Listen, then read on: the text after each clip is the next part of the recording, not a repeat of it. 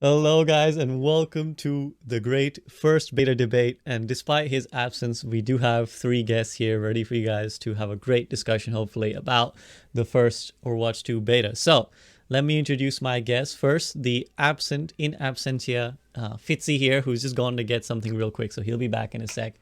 But returning to the podcast is EeveeA. EeveeA, how you doing? Hello, doing pretty swell. We'll go with that.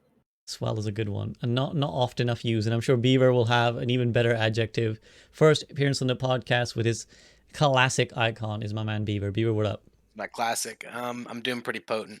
Doing pretty good.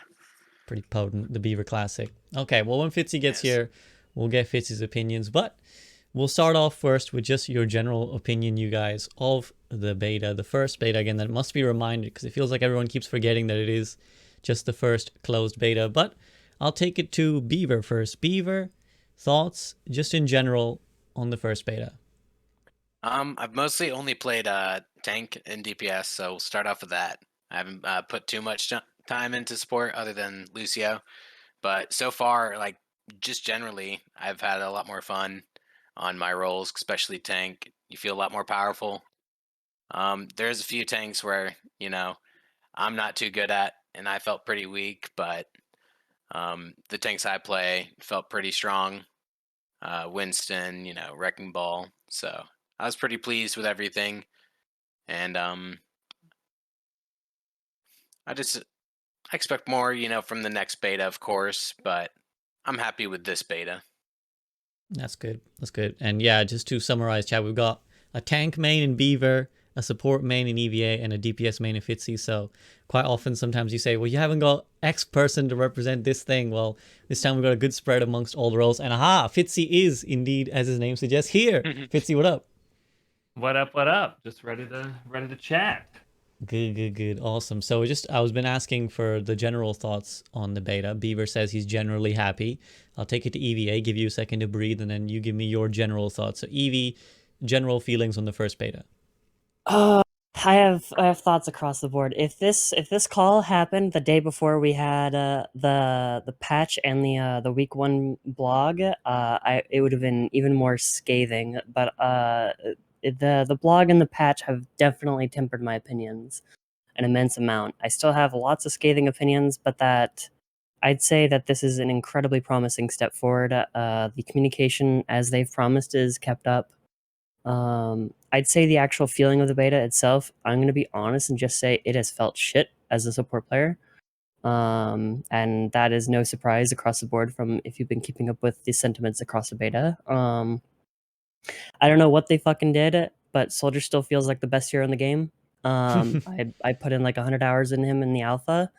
I plan to continue to play him. But that I'd say as a whole, definitely a step forward in the right direction for Overwatch, but they're still doing as much as I can praise their communication. As always, when it comes to Overwatch 2 as a concept, they're still doing a shit job at communicating it what it is.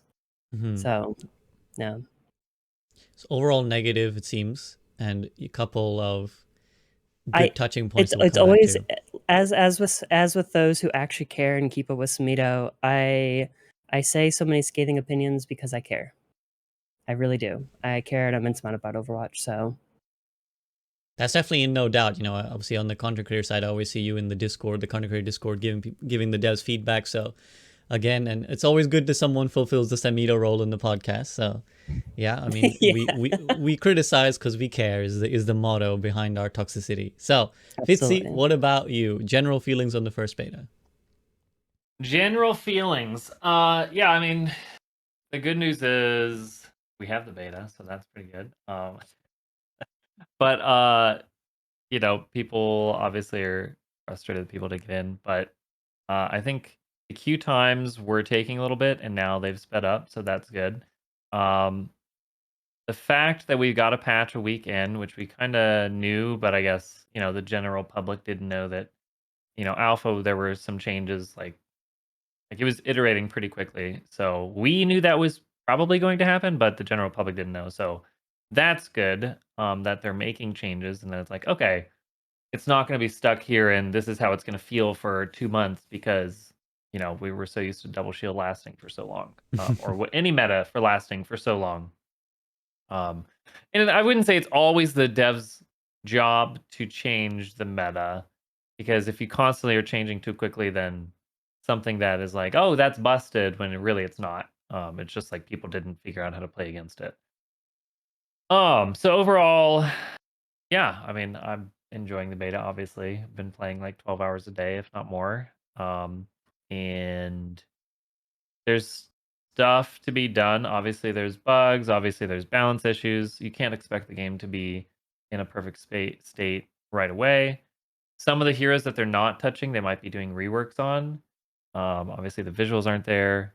A lot of visual things that are like, why isn't this finished? But I think overall, it's good.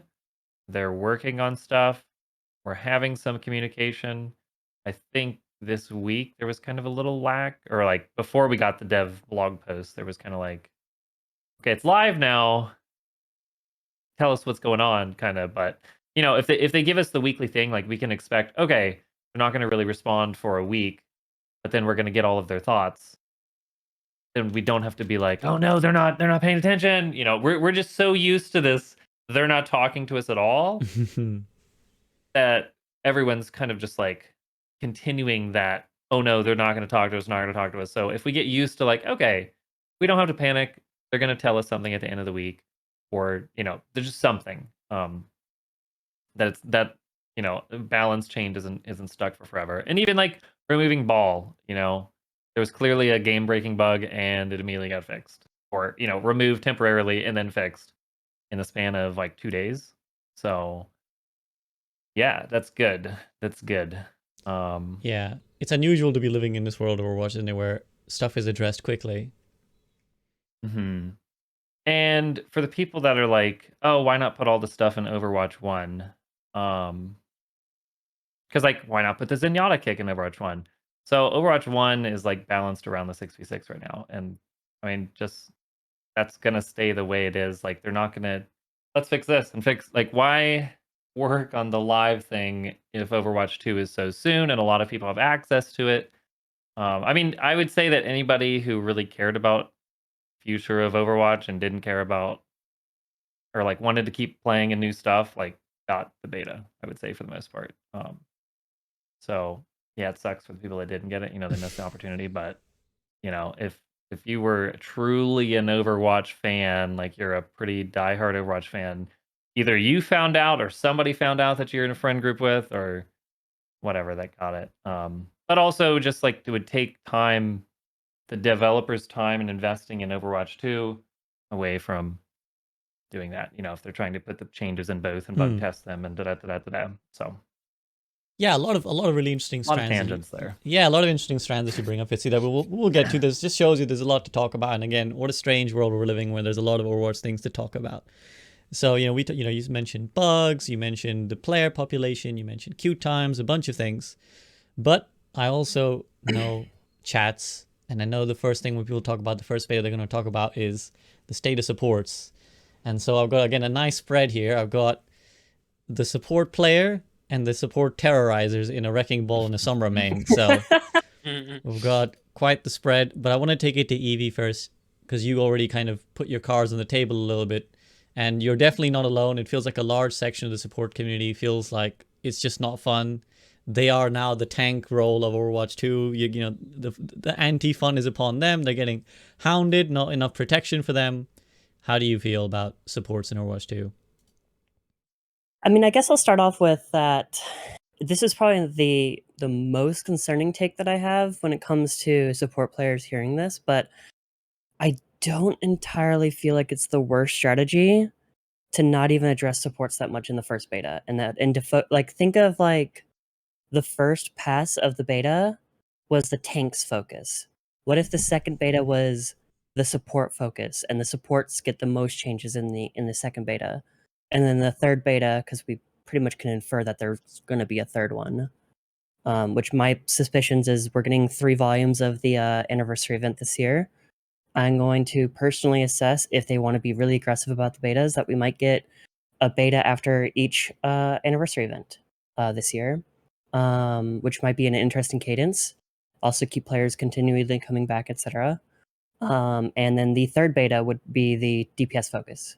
I think that could be their cadence, and that I don't think, while we will be getting support changes in this first beta, I don't think it's entirely an issue to continue to focus on the overwhelming issues and tanks in the first one, for example. And so with that being said, that still lends it to supports feel like shit right now. And Fitzy, I'm gonna poke you a little bit on this one. While you do believe that a lot of aspects is like, yes, this is overpowered, but in reality, it's the players not adjusting and needing to adjust over time to how to counter those things that are perceived as overpowered that becomes normal, right? I'll give a very specific aspect, and of course, as the Mercy player and the Sombra player, how do you feel about it? It feels very difficult to peel for support that gets hacked and focused by Sombra as Mercy. It feels like I can't heal enough. No, I mean it feels like the team turns around and shoots me, and I have to leave. It's Okay. feeling like Would you Overwatch say that 1. that's So would you it's changed. say It's that changed feels over the like past like 3 days. I okay. keep going back and forth between one day will feel like she's busted, and the next day feels like I can't do anything. So it's Okay. really hard to assess.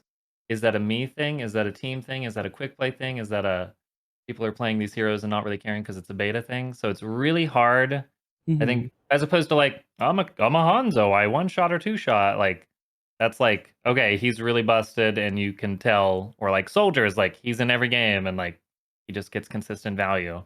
Mhm.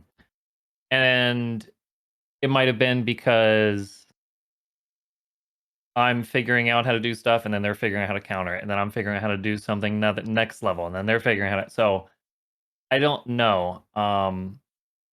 That being said, like if Mercy is the target, No, then like, say I have a Zenyatta and I mean I'm if you're beating running Zen them. Mercy in this meta, then that's a different story.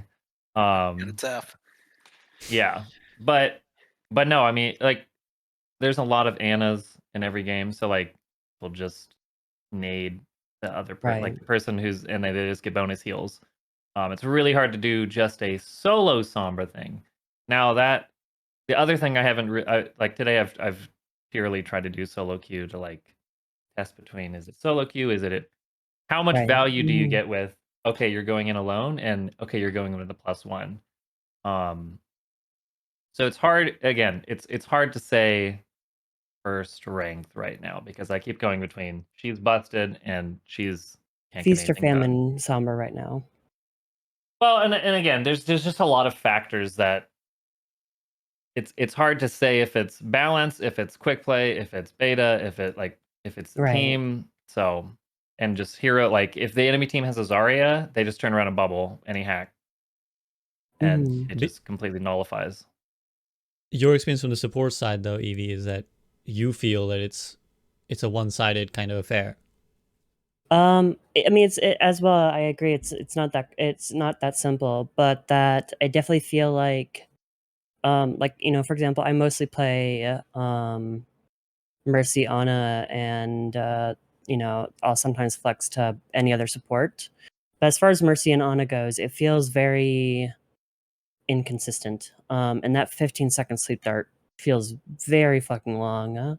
You have to be a lot more diligent with it. I get slept all the And time. I feel like Yeah. she saves it just for me. It needs to be nerfed again. But no, but that's the thing is like you two are the sleep dart targets. Like you Yeah. two are the biggest high value Wrecking targets. So it Ball makes gets hit sense. so much. But that like it feels like especially on Mercy, I feel like her kit in theory on paper, I feel like should be better in Overwatch 2, but it feels worse. It feels worse. And it feels like the thing that I've wanted to this I might go in a little bit more of a ramble here to get the point across, but that it feels like a 55 healing per second is like the soldier damage number for we as players we have kept up with the patch notes for a very long time, right? Mhm. As us four, you know that damage number on soldier has gone from 18 to 19 to 20 to 19 to 20 to 18 to Yeah, 20 they and now keep back to fiddling with it. 18.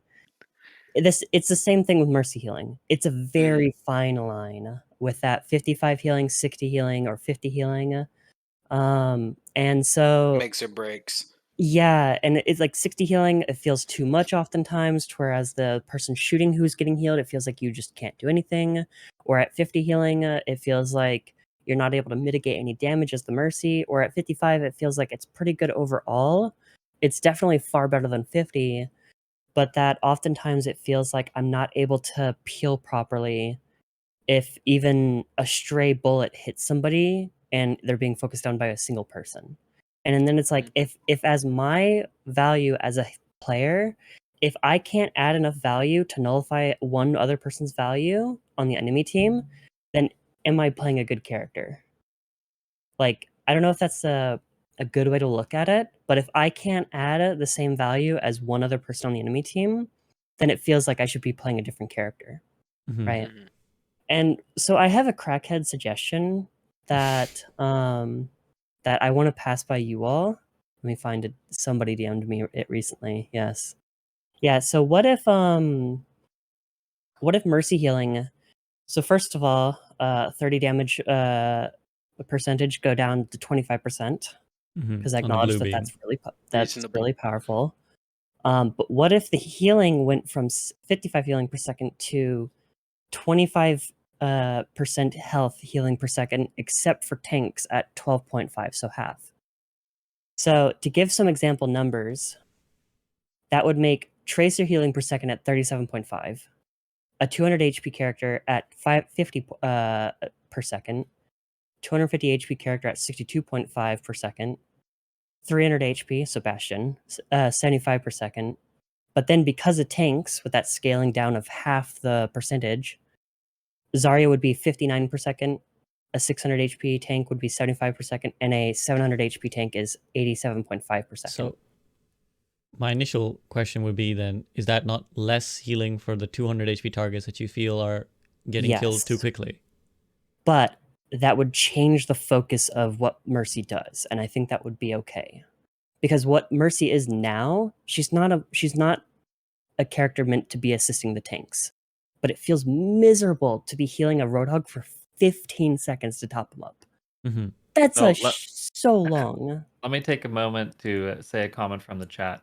My eyes Yeah. are glazing over at hearing all these numbers, and I think that is something that Blizzard will not do simply because of that.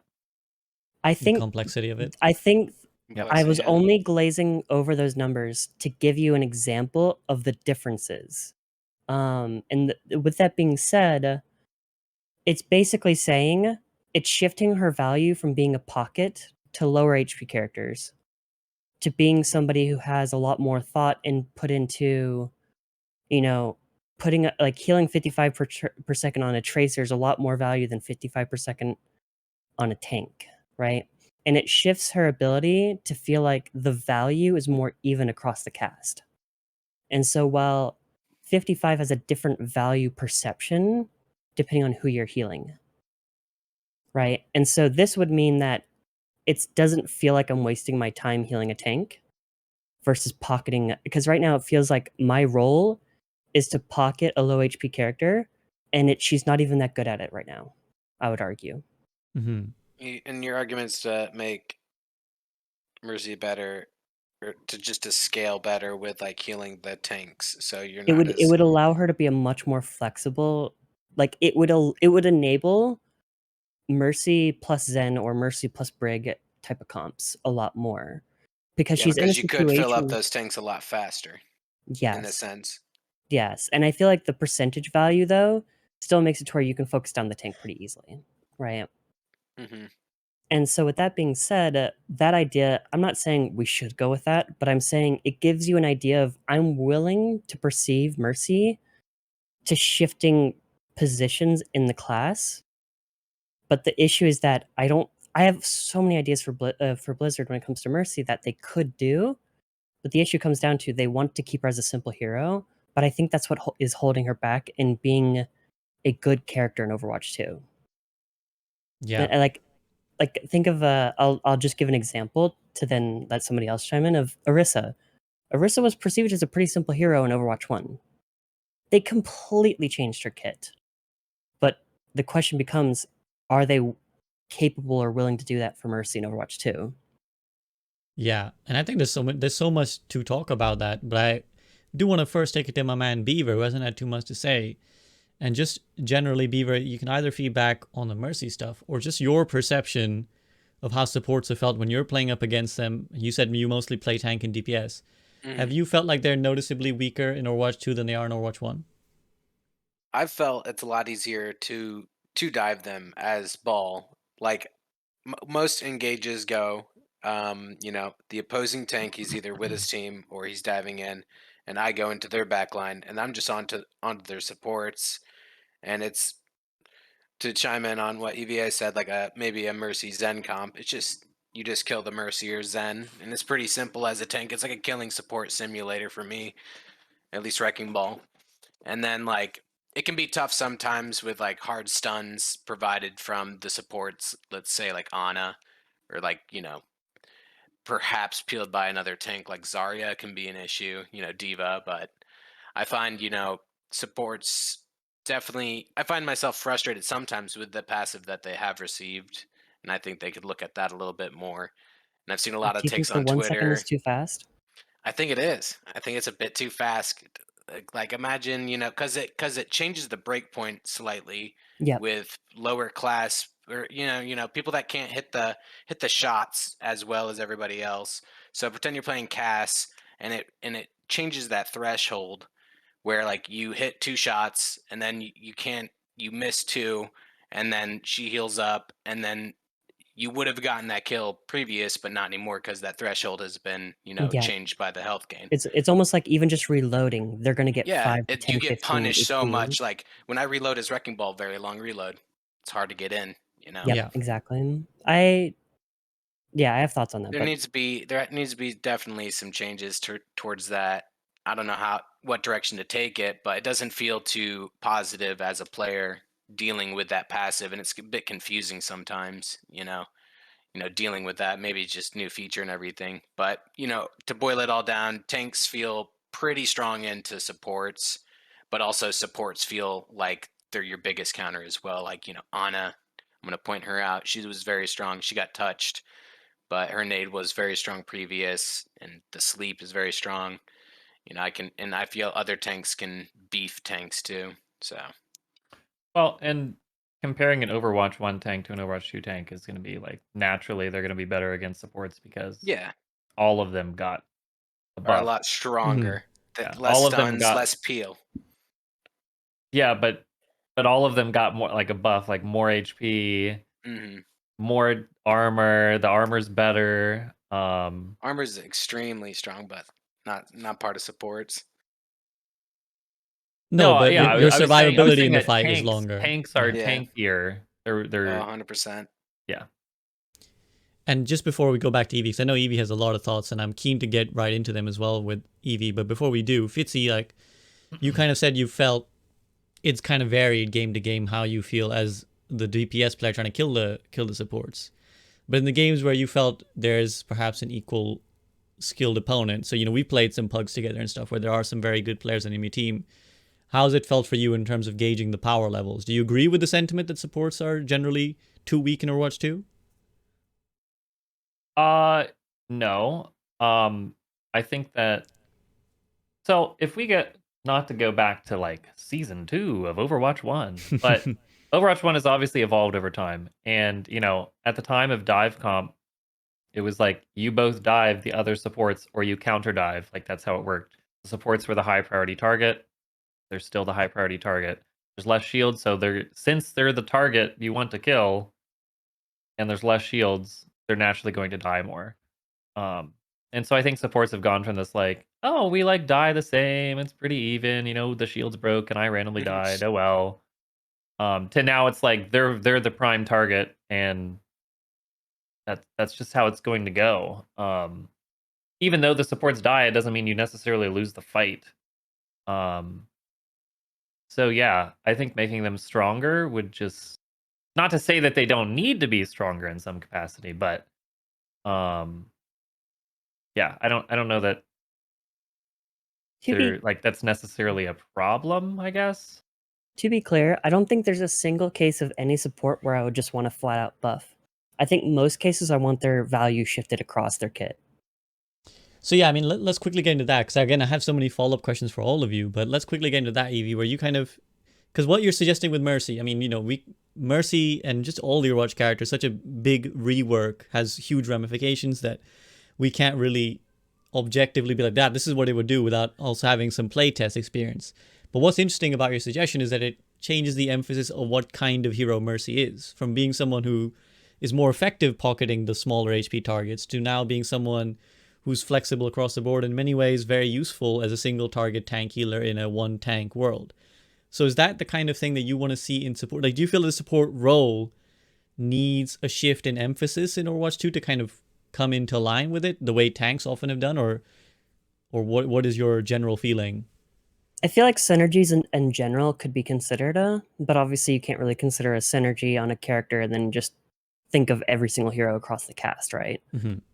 Which is why I think the percentage thing makes it very interesting, because there is so many different HPs in the game right now. I mean, Zenyatta just went 225, which is wild to think about considering he launched at 150, which I think is one of the strongest examples in the game of the game has just shifted so much. You know, he was 150 for years before release, like before release and shortly after. Like, he was 150 for a very long time, and that was considered effectively fine. And now we're at the point where he's seen as needing 225, which just emphasizes the lack of barriers versus being the dive target versus peeling, etc. And I would say I'm gonna poke on that aspect of Mercy's not a main heal. Why not? Like, why can't she be, right? It's almost like am I stuck in the season 2? Am I the problem? Because Mercy used to be considered a main heal, right?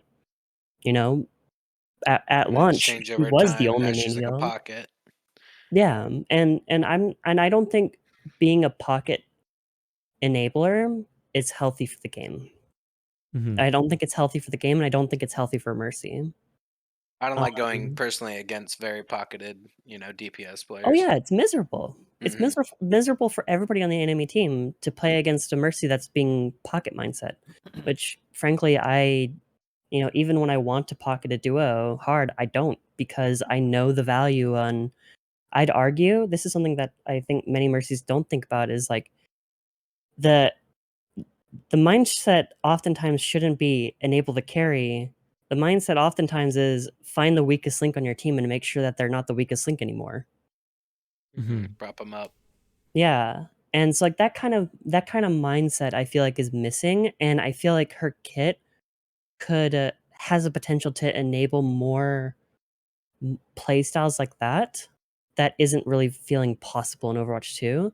But I think the broader point of, I think supports in general have, like Baptiste as an example, is he was designed to be like that AoE character, which was good when you wanted to play like comps that are more grouped up. But simply having that one less character and so many different fights are so much more often. Your tank is fucking out there while the rest, like while you have like 3 people in the back and 1 person flanking. That drastically reduces the value of Baptiste, right? Of that AoE healing. And that's an example of like, all right, does he need a slightly shift up? He gets a bonus heal for direct hits. Should they take away direct hits and make it more as long as you hit the AoE at all? Now that they put more value into the direct hit because they wanted to take away the AoE value because it was so strong, right? Like, do we need to reassess that? That kind of like reevaluating past decisions is a huge focus on like things I want to suggest. And like, I'll finish up by saying you 3 have seen the amount that I posted in the creator Discord. You might have seen a gigantic patch list suggestion that I gave of just reevaluating past decisions. Because think of all the changes in Overwatch 1 that now just would not make sense if they were made in Overwatch 2. The simplest example being, should Zarya Bubble negate knockback now? She's a tank. She should be able to support her team and like utilize her bubble to negate knockback, but yet she can't because they took that away like 4 years ago, right? That's just a single example of, that's a change that I feel like would make obvious sense in Overwatch 2, but made sense at the time for Overwatch 1. Well, Right. and they've done that with the most recent ball change, right? Exactly. I walked which, back on that one, which I God think bless. the most recent balance patch is the most promising balance patch I've ever seen in Overwatch history. Whoever, like it, that surely was not just Jeff Goodman on that patch. Like I respect Jeff Goodman, but clearly it was not just him. This patch was so Got some fresh creative. minds on it. Exactly. So creative, touched on so many different aspects. This most recent patch is so incredibly promising, and it makes me extremely excited. I see the white screens, faces. Yeah, I'm just gonna people try. I'm pulling in them fact up. gonna pull up the patch because I think it makes sense to actually discuss it. But I want to take it to Beaver. Beaver, do you want to feedback anything that EeveeA has said, particularly with regards to the feeling of supports, the idea of like a pocket heal and moving, you know, is the frustration of fighting someone who's getting pocket healed, is that something that needs to go? And more generally, the idea of reevaluating things that we've done in the past. Because I think that's one thing I've certainly been critical of the devs of in the past, is that they tend to not revert things that they've done at a point in time. Like in the past, if they make a change and then the community's like, this is a bad change, rather than usually just dial it back, they try to go a third thing, and then they change a third thing, and it creates this They feel cascading like effect. they always have to add something to it. So how do you feel See, about that's this idea? how I felt about it. Like, where why don't they feel like they can ever walk back on things like EeveeA said, where you know they did with this ball change, and that's been one of my favorite changes, you know, to the patch so far, you know, because old ball just felt really nice with how far he knocked back things and how it should be, but and then they nerfed him. But I want to see definitely more changes like that, to like the Mercy Pocket thing, or how it would change. I like that idea, but I'm like curious to see how it would play out in game. You know, not Yeah. saying hmm anything, but I like those type of ideas where they should, you know, change the core fundamentals of a hero and not feel like, you know, they're trapped in a box, and they can be creative with things and feel like they can go back on things and just, you know, I feel like they can be a lot more just open about ideas and, you know, go back to old things, and that's about my thoughts. Fitzy, what do you feel firstly with that idea of dialing back, and do you agree with EVA's assessment that this is perhaps the most promising patch Overwatch has ever released? I'm just pulling it up here, so I'll actually just quickly go through it if you don't mind. So a change to Sojourn's railgun alt fire, so the projectile width has been increased a little bit, so it's a bit more forgiving, because I know a lot of people complained that it didn't feel like it was hitting when it was hitting. And the power slide cooldown is reduced to help with her mobility. Soldier, they've reduced his damage from 20 to 18 per shot on the pulse rifle, and they brought the sprint movement down from 50 to 10% to now help be in line with the DPS passive. Tactical visor now allows for critical hits if a shot would have been critical outside his ultimate. This is actually something I remember I spoke to Jake about like 2 years ago as a thing, where he was like, tac visor is actually bad because if you're good, you can actually do more without the tac visor. So this is a nice change, and no longer removes the damage fall off. Sombra, which this one I'm sure Fitz you have thoughts on, the movement speed reduced from 65 to 50. Roadhog, the ability, this is a real radical think around of how Roadhog's ability works. So rather than the channeled ultimate, it's now transformed. There has been a minor bug with this one where people have been able to like macro the whole hog, so he just constantly comes on and off, and it's just insane amounts of damage. But once they fix that, this is a real interesting rethink.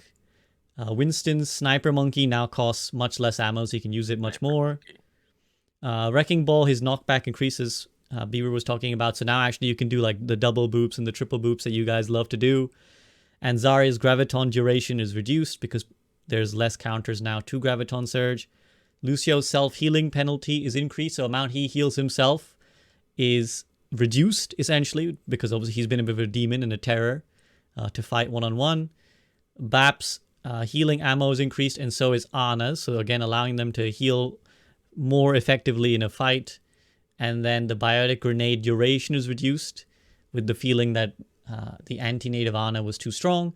And of course, perhaps the most amusing change is the Zenyatta new passive Snap Kick, which allows him to boot people further than the Lucio boop, which is quite interesting. And his health increase, as EeveeA talked about, and Shield Bash knockback doubled. So with those patches or those changes in mind, Fitzy, do you think this is a really good patch? And do you agree with the sentiment that maybe they should rethink older changes.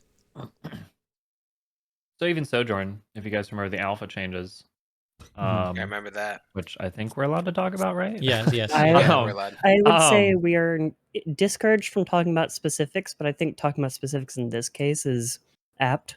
yeah. Well, I so, think a lot of people have already leaked it, is what I'm saying, exactly what was wrong in the alpha, so you can go ahead, Fitzy. but pretty much both of Sojourn changes are going back on, going Yeah, in to between walk numbers. back. So, and if there's any time to do more extreme changes, like the beta is the time for launch. And let's say like Soldier, instead of being like, let's go to 20 to 19. Okay, let's go to 20 to 18 or 19 to 18, going over and then being like, okay, he's trash. Let's bring it back to 19. And then it's like, wait, that's too much. Go back to 18. Yeah, I think walking back is good that they should be doing. Because then you can like, hey, let's test this. Okay, that either made him busted or didn't do enough. Okay, we can change this one number instead of just adding another thing, adding another thing, adding so yeah, I think the walking back is good. And is something that we'll continue to see. Um can I just take a moment? Remember when Anna was released, she had 6 bullets. Now she has Yep. 15. That's And her, that's Up her in crazy. reload was damage. longer, her fire rate was slower, and she had 6 bullets. Yeah, it was crazy. I think she did have more healing at one time though. But anyways, She, I just yeah. it's been a while. But um and things like Zenyatta's HP, I mean, there were a few times today where like the extra 25 HP where I'm like, oh, see, I would have killed him there. That the HP affects way more than passive, in my opinion. But what were we talking about? The whether or not this was a great patch. I Yeah, think it do you is a think good patch. The game's been out for a week in terms of the beta playing it. Soldier was clearly the highest, threat or whatever. And they nerfed him. Whether or not it's going to be enough, whatever. But obviously the game has changed a lot, and even the damage walk back, going from 20 to 18, like you guys have said earlier, going from 20 to 18 to 19 to 18 to whatever, it's changed so much, and that's due to the meta and big changes in the meta. And do you So agree with yeah, kind of good. Evie's wider point? Because again, the wider point that Evie's making is that maybe we should just rethink things a lot more in terms of support potentially. And I'm sure you, when you're playing Sombra particularly, or any other character, because I know you play more than just Sombra, Fitzy, but when you're particularly dueling a character, things like a pocket healer are a huge shift, right? It makes a world of difference between being able to kill and Oh, not kill someone. absolutely. The solo kill potential of Sombra, like 1v1ing, like if Sombra goes to 1v1, aka spawn kill somebody, because that's the only time you can truly 1v1 them. She is so much better in Overwatch 2 than Overwatch 1. Just because you have the wall hacks, Cassidy doesn't stun, you get the bonus damage, obviously. And the break point from being able to one clip somebody is so much better. So anyways, pocket healer, yeah, it is difficult to kill someone who's pocketed as Sombra, obviously. It is difficult as anybody. Even Tracer got her damage nerfed. Repeat the question again, sorry. Well, do you It just is a feel good like patch. there should be a sort of rethink of supports in many ways, the way that Um Evie's suggesting for so Mercy? So as it was said before, how this seemed like more of a tank patch and whatnot, and kind of see where the tanks clearly removing one tank is going to shift the game a lot. How the game is played, how it's balanced, that's naturally going to happen. So trying to move where we're buffing all these tanks, we're adding all of these changes. We have got 2 rework tanks, or Doomfist a pretty much new tank, and then trying to throw in support changes as well, you're going to be like, well, does that tank terrible because supports got changed? Or they're trying to change the one big aspect that's getting changed, which is the tanks, and then see how the balance is there and then move accordingly. Because if you move too many variables, you can't tell, was this change good because something else changed? You're not isolating the change and seeing how it fits into the game. So, do I think that they will take a look at supports and kind of rework how they work? Yes. It just takes time, and I think that yes, the next beta would be something where they've taken the time to go, okay, the tanks are looking good. We've got them balanced. They didn't even change Doomfist or Orisa on this patch, which is shocking, but I believe it was said, at least somebody in chat said something, where they didn't want to change it because they wanted to take time to see how it worked, see how they're playing out as people learn to play it with and against and counter and blah, blah, blah. To give it time to adjust. But they gave that information. They're not just like, we think Orisa's in a great spot. They're like, hey, we're not touching that because we just want to see how it plays out. So just give us some time. We're watching it. We're watching. We're paying attention. We're not just ignoring it. So I think that's what they're doing as supports once the tanks are kind of stabilized a little bit. Mm-hmm. And is that kind of newfound communication to some extent negating your fears, Evie? Because you kind of said that yourself. You're like, I think they're going to do supports later. Or do you still feel like a little bit, I really hope they've got something in mind that they haven't said yet? I'm more patient than most players. If I was the average, if I was the average player, I would be fucking livid right now. Supports are, to the average player, supports are dog shit. But I think that I have faith. I have a lot of faith in developers that they acknowledge it. They understand.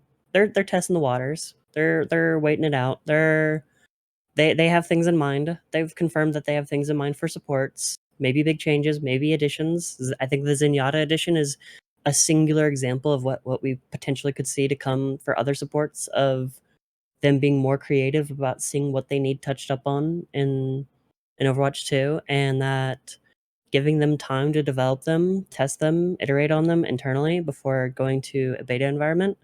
I just have faith in them, and that we have 2 more betas. Come on, people. We got time, before release. And, the betas, that's why we're here. We are here to test and suggest and iterate and etc. As long as they're iterating, that's all I can hope for. If they weren't iterating, that's when I would be concerned. Mm-hmm. And so I have faith that the supports will get the time that they need. And that's why I'm not really stressing about it. But I will say, for example, I've maybe only played 15 hours of the beta. Maybe max. Mm-hmm. But in the alpha, I played 135, maybe more. Like, I played a shit ton in the alpha, but that 110-ish of it was Soldier, because just Mercy was just not fun to play. Mm-hmm. And then that didn't help that on the alpha launch, Mercy was just super fucking bugged for 3 days. Which, for those who don't, didn't even work. Yeah, for those who don't know, the chain beams just didn't work, which is like the point of her ult. So it's just like, it was like a chain reaction of just like, I just do not have the motivation to play the beta, but I have a lot of faith in it. I think they're doing good. And Mm-hmm. I think that supports will get their time to get the TLC they need. Yeah, I mean, there's been a lot of these little kind of bugs where things don't work, or things that they said in a patch are not actually the way they are. I think I've seen that, like, the Junkrat trap that was supposed to do more damage still does the same amount of damage that it, does in Overwatch 1. So, of course, that's the beta part, right? And I think it's interesting, a wider topic that we may touch on if you guys want to, is just the idea of how even a beta is received these days. Because I think we've seen different examples of how a beta is handled, particularly, for example, the Valorant beta, where they released a very public beta in that sense. Everybody watching could get the chance of getting a key, lots more people playing, and lots more of a game that resembled its final version. Whereas what we're getting now is most definitely feels like a beta, right? It's like things that haven't been worked out, things that are yet to be touched, that need to be touched and will be touched. Lots of bugs, lots of, little things that are clearly placeholders. So how have you felt about a lot of criticisms that have been labeled? I'm going to take this to Beaver first. How do you feel about the criticisms that have been labeled at the Overwatch 2 beta, that it essentially just feels like Overwatch 1.1, I think is what Donkey referred to it as in his video? Yeah, I watched Donkey's video. Couple takes I didn't agree with. I mean, I get his disappointment, but I think he's viewing it from a different light. I think, of course, he's viewing it like the Valorant beta. You know, I might be coming at it way too positively though, you know, since I got to play the alpha, and you know, I've been enjoying the beta since the alpha, and I've just been playing beta every day. It's more fun than Overwatch 1. And I don't know. Can you repeat the question again? I got a little bit lost. Well, I mean, do you just feel like it's the expectations are wrong, or do you feel like the beta doesn't have enough? Because if the idea is that it's again, it's just Overwatch I think the 1.1. expectations are wrong. I think Overwatch, how they did it is they tried to drop it like a Valorant beta, where when people got access to the Valorant beta, they had a very polished beta. Where I wouldn't argue that that's not an internal beta. That's was something they really wanted to show public. It was a good beta that they were very confident about and they're ready to push. I think Overwatch, they try to do what Valorant did, but the beta they pushed was an actual beta. So people got the beta and they were like, this isn't what they expected. You know. So those are my thoughts about it, that You think, yeah. people's expectations were a bit too far off. And with Blizzard doing it how they did Valorant, maybe people's expectations, they just expected more from the beta after waiting for so long too. With the label of Overwatch 2, I feel like just people expected a lot more, maybe more heroes, more than what they got. Hey guys, SVB here. Just going to quickly interrupt this episode of the Group Up podcast to say that if you're enjoying this content, then please do consider signing up for my Patreon to support me directly. It's really amazing because it allows me to keep making content like this carefree, regardless of how many views Overwatch does or doesn't get. I know no one likes sellout ads, but chances are if you've listened until this far in, then you're at least somewhat enjoying the content. So please do consider at least leaving a like, subscribe, and a comment underneath the video on YouTube. It really does help. But that's it for me. Now back to the discussion. Fitzy, do you agree with that assessment that people's expectations were too high? Yeah. Not necessarily too high, but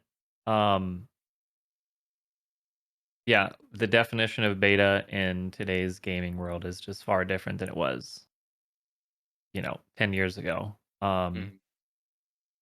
We know that this beta is like, there's going to be this beta, then the next beta, then the next beta, then maybe another beta. And then there'll be the release. And this is like we're almost there, but there's lots of things that aren't polished. But like, doesn't mean that, all of a sudden we're going to get, it's not going to be like, oh, Sombra got the visual rechange and Mercy got the visual rechange and that's it. And the next time I'll add Ryan, like, it's going to be like, boom, everyone has a visual rechange that clearly, like, we saw the end game of last September when they showed Sombra's rework that clearly is in some environment that it's done, but it's not ready for live, probably because it doesn't work with every single skin and whatever. And I'm not saying that all of a sudden Blizzard, next beta, every single visual rework is going to be in the game, but this could look very different from the next one. Not saying that they're like, this is all the progress we've made and we're going to slowly keep, like, they're probably really, really far along in terms of the visual reworks or other changes or heroes or support changes. Doesn't mean that they don't have it done. It means that they're just like not ready for the public to see that part or whatever. Yeah. And in terms of the polish that Blizzard typically brings to games, like Overwatch 1 for the most part, I mean, yeah, there's bugs and stuff, but like, it's pretty consistent in terms of there's not just some random thing that happens. Oh, every game this one bug happens and it's been in the game for a year and they still haven't done. Now there might be like this one, I don't know. Sombra had a lot of bugs over the years and whatever, but like they all got resolved eventually. And other games might kind of just like you play the game with it having a bug in the game. And that's just how it goes. So if I were to compare, like, not to throw Dead by Daylight under the bus, but clearly the game's been launched for a long time and it just repeatedly gets all these crazy bugs and you're just like, how did this get in the game? And what, like, it's just very, your playing experience varies so much as opposed to Overwatch 1. Like, you know what you're getting into. The bugs that show up are like pretty minimal, because it's a very polished game and they both got released about the same time. So that being said, Overwatch or Blizzard's beta is like, hey, there's bugs, but it will be done. Like that will all get resolved for the most part into a finished product of what is considered live. As opposed to, and I don't know, I have not played Valorant enough to know whether or not bugs are in the game or whatever. But yeah, their beta was probably like, hey, we've done pretty much most of the testing, but we want, you know, if they even if Here's our new that game. even if Valorant had like 100 testers to test all of the they're not going to find everything. There's just the capacity between 100 testers and 1,000,000 testers is just like, even when they're not trying, they're going to find stuff that like, oh, I never would have tried to do that. And the same thing with Blizzard, where, you know, clearly players are going to min max stuff, and when you're trying to go as fast as you can, there's going to be bugs that like Roadhog, you can put in a macro and shoot like they didn't test that. That's just something that like they put in the change. This is the change we want. We kind of tested it, but we had a week turnaround. They can't test it that fast. It's just you're gonna miss stuff. Well, even for example, the recent discovery that someone made in Overwatch 1, that the Mercy, you could, what was that motor wheel that you could have to the beam so that you could flick between, like that's like 6 years in, someone was like, yeah, I can do this. So there will always be bugs, to your point, Fitzy, but I guess the idea is that not even a bug, and it wasn't fully effective, and like people overblew it, and like well, idea being that people can find weird little kinks here or there, but the idea, at least what Fitzy, I think you're saying, is that Overwatch has been pretty quick to deal with them. My major point was that a beta for Blizzard is very different from a beta for another game. Yeah. Blizzard, this is not close to the finished product. Whereas Valorant was very close to the finished product. And I mean, you can even look at 1 second. You can even look at the Overwatch 1 beta. It was very different from when Overwatch launched. I did not get to play much of the beta, but I'm sure lots of things changed. I guess that's not a good point because I didn't really get to play it to get the first hand experience. But Bastion needs to have a shield, yeah. But he's gone through so much. But yeah, I would say the expectation of what a beta is nowadays is very different. If Blizzard did not release a lot of the beta, like do a mass drop like Valorant did, like, hey, lots of people, if you want to play it, you can literally play it. You just have to watch for 4 hours. You get it. If they didn't do that, the amount of people that would be pissed off because they're like, I've been playing Overwatch 1 waiting for this, and we finally get it, and I don't get to play it. And so they kind of had to do that. Yeah. And the same thing, like if it was like, oh, it's just streamers and da da da, and it's like, wow, this is bullshit. So they were kind of cornered into like, hey, we want to get stuff out there, so you guys have it. It's not done, but people were like, this isn't done. There's nothing new, and it's like, yeah, that's what we said, but you didn't really take it that way. So it's hard. It's hard because it is a sequel, but like, and also the fact that the Overwatch 2 portion is the PvE and there's nothing to show for that yet. Not to say that there's nothing done, but that's something that like, they're not going to be like, hey, here's one episode of, you can pay 3 missions. Like they're going to release the whole thing, and that's going to be a finished product. There's going to probably be very little beta for that. Not to say there's not going to be beta for it, but obviously if you're like, hey, here's this story, like here's the Breath of the Wild beta, let's mass release that to everybody. Oh, hey, we're gonna release the real game. No one's gonna buy it. They already played the game and beat it. So yeah, very different beta perspectives. And I want to take this to EeveeA because I think it was a point that EeveeA alluded to earlier, and Beaver spoke about the general public. Their expectations were different. They were a little bit warped. Is that a Blizzard fault, EeveeA? Because you said you've talked about like the communication around the whole thing has been very confusing. So is that Blizzard's fault? I think the biggest issue in all of this is that, and you can pay attention to the breadcrumbs of phrasings, it's pretty clear that Blizzard didn't know what Overwatch 2 was from a marketing standpoint until like December of last year. You can tell they hadn't finalized things since December. And so like the aspects of stuff like for example, the fact that the people who have their ear to the ground, we all know Overwatch 1 is updating to Overwatch 2. Overwatch 2 is not a separate game. You know, we all know Overwatch 1 going to go poof. You will not be able to play Overwatch 1 anymore. We've known that since late 2019. But Blizzard is reluctant to even mention that. Ever. And by reluctant, I mean they haven't mentioned it since. But yet that's such a pivotal... Like, do you think the criticism... I have so much to say, but I want to open it for this specific question. Do you think this criticism of the Overwatch 2 beta would be even remotely the same if they just made it very clear that, yo, y'all are getting this for free? Literally every single person playing it means you own a copy and you're getting it for free. I think the problem with them saying that is the fact that we were like, well, why don't we have it now? Absolutely. Why have we not had changes this whole time? And that's why they're not saying it. Which is, you know, like they're but they got to be honest. They're going to have to say it eventually. And they want to say it when they're like, here it is. When they have like the game ready and they're like, oh, sorry about all that stuff though. But here's an awesome product. And that's just like the unfortunateness with both management and COVID of like, COVID. Overwatch 2 probably would have been out in totality like 6 months ago, if not for both of those. Mm-hmm. They've wasted months of dev time because of poor management. They've probably lost 6+ months of dev time because of COVID.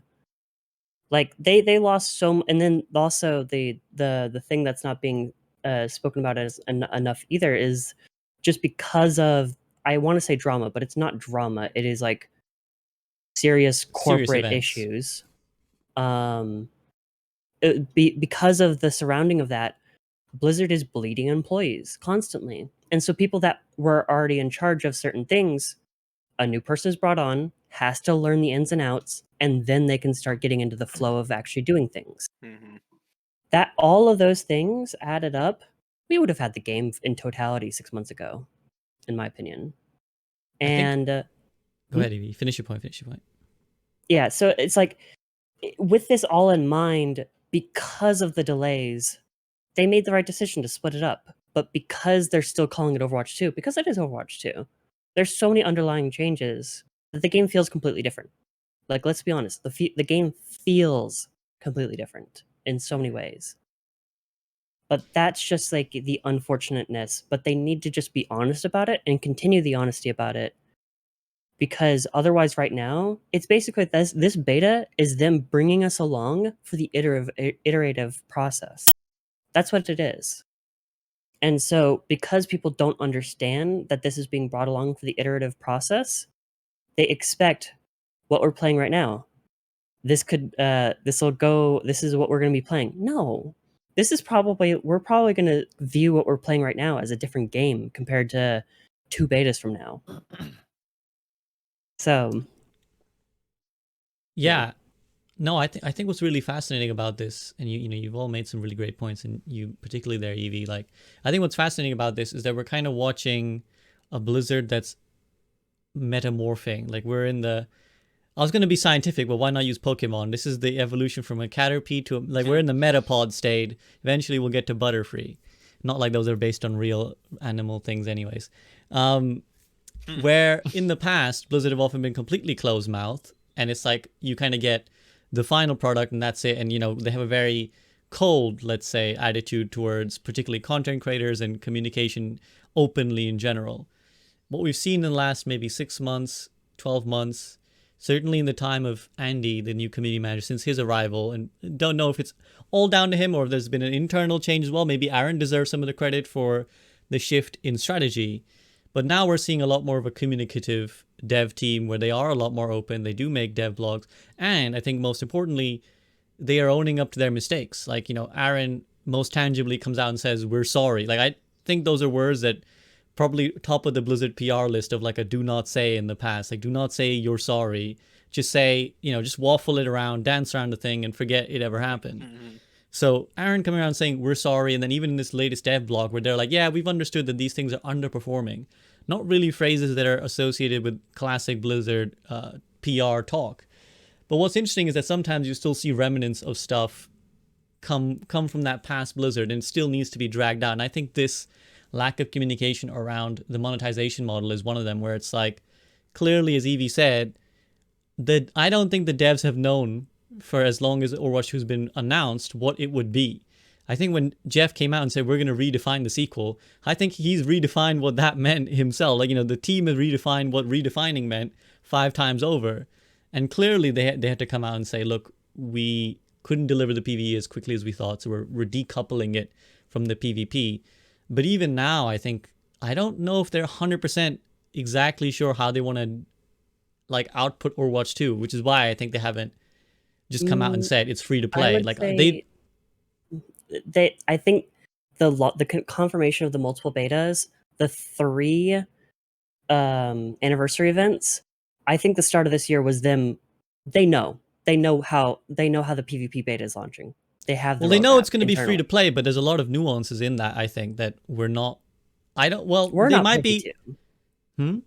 We're not privy to. No, we're not privy to. But my feeling. Okay, let me put it that way. My feeling is that I think they're like maybe 95% sure. I think there's still a lot of things to work out about how precisely, because free to play doesn't answer all the questions. Well, how do heroes work? Is it a battle pass? Is it a League of Legends system where you buy heroes that release? Is it some third system? Because Blizzard often like to do the Blizzard way, where they're like, we have a new idea on what free to play means.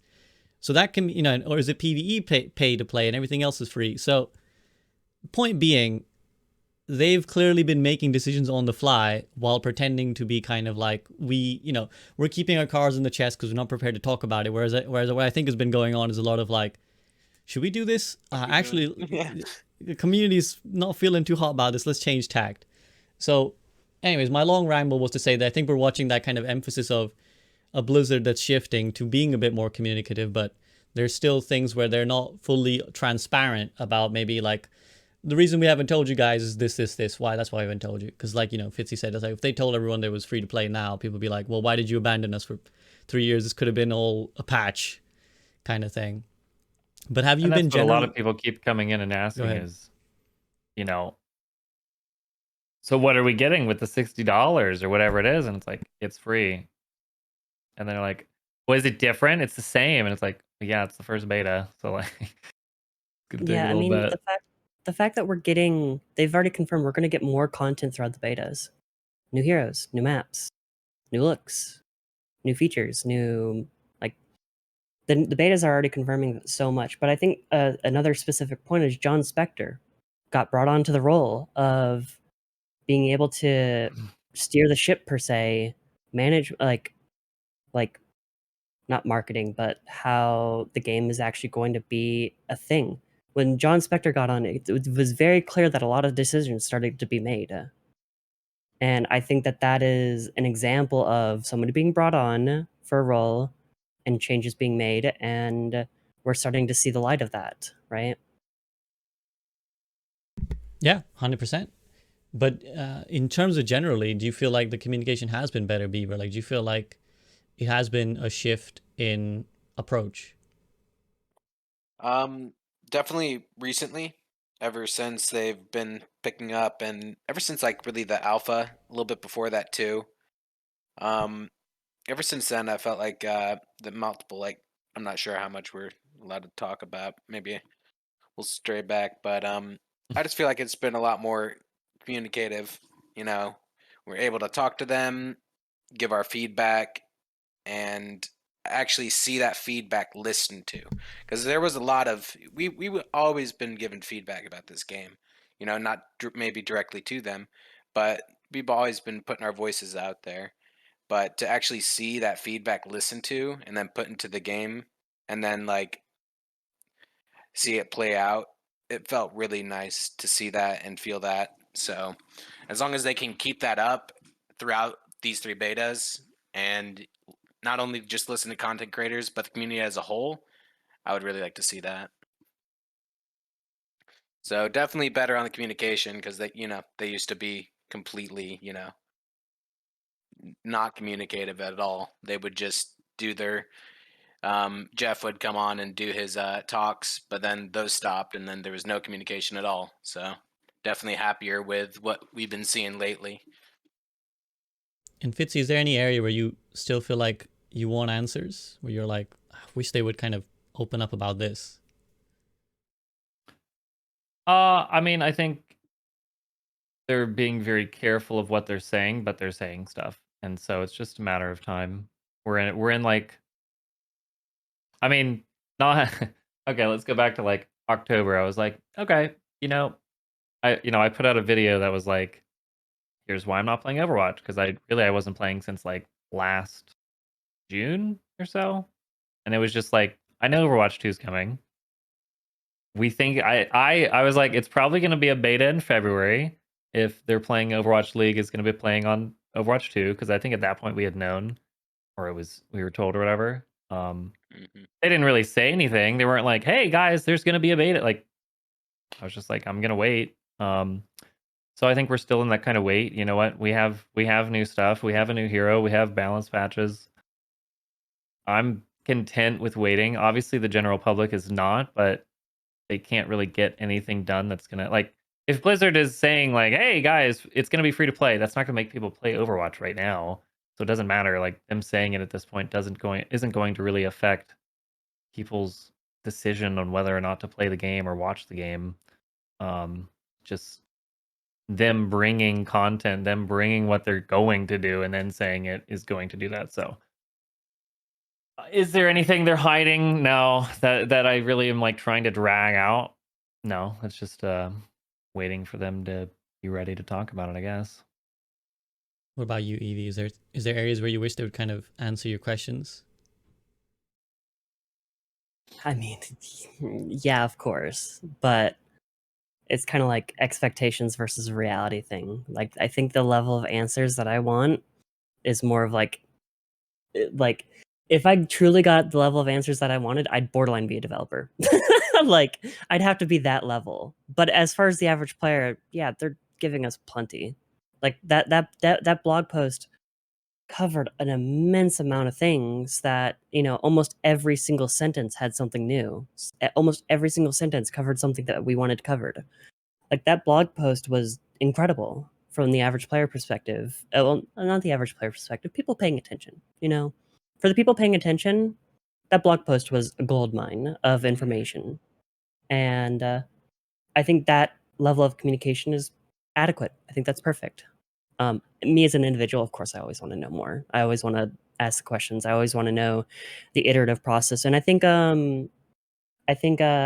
Megan and Jody have done a good job of that. The patch notes.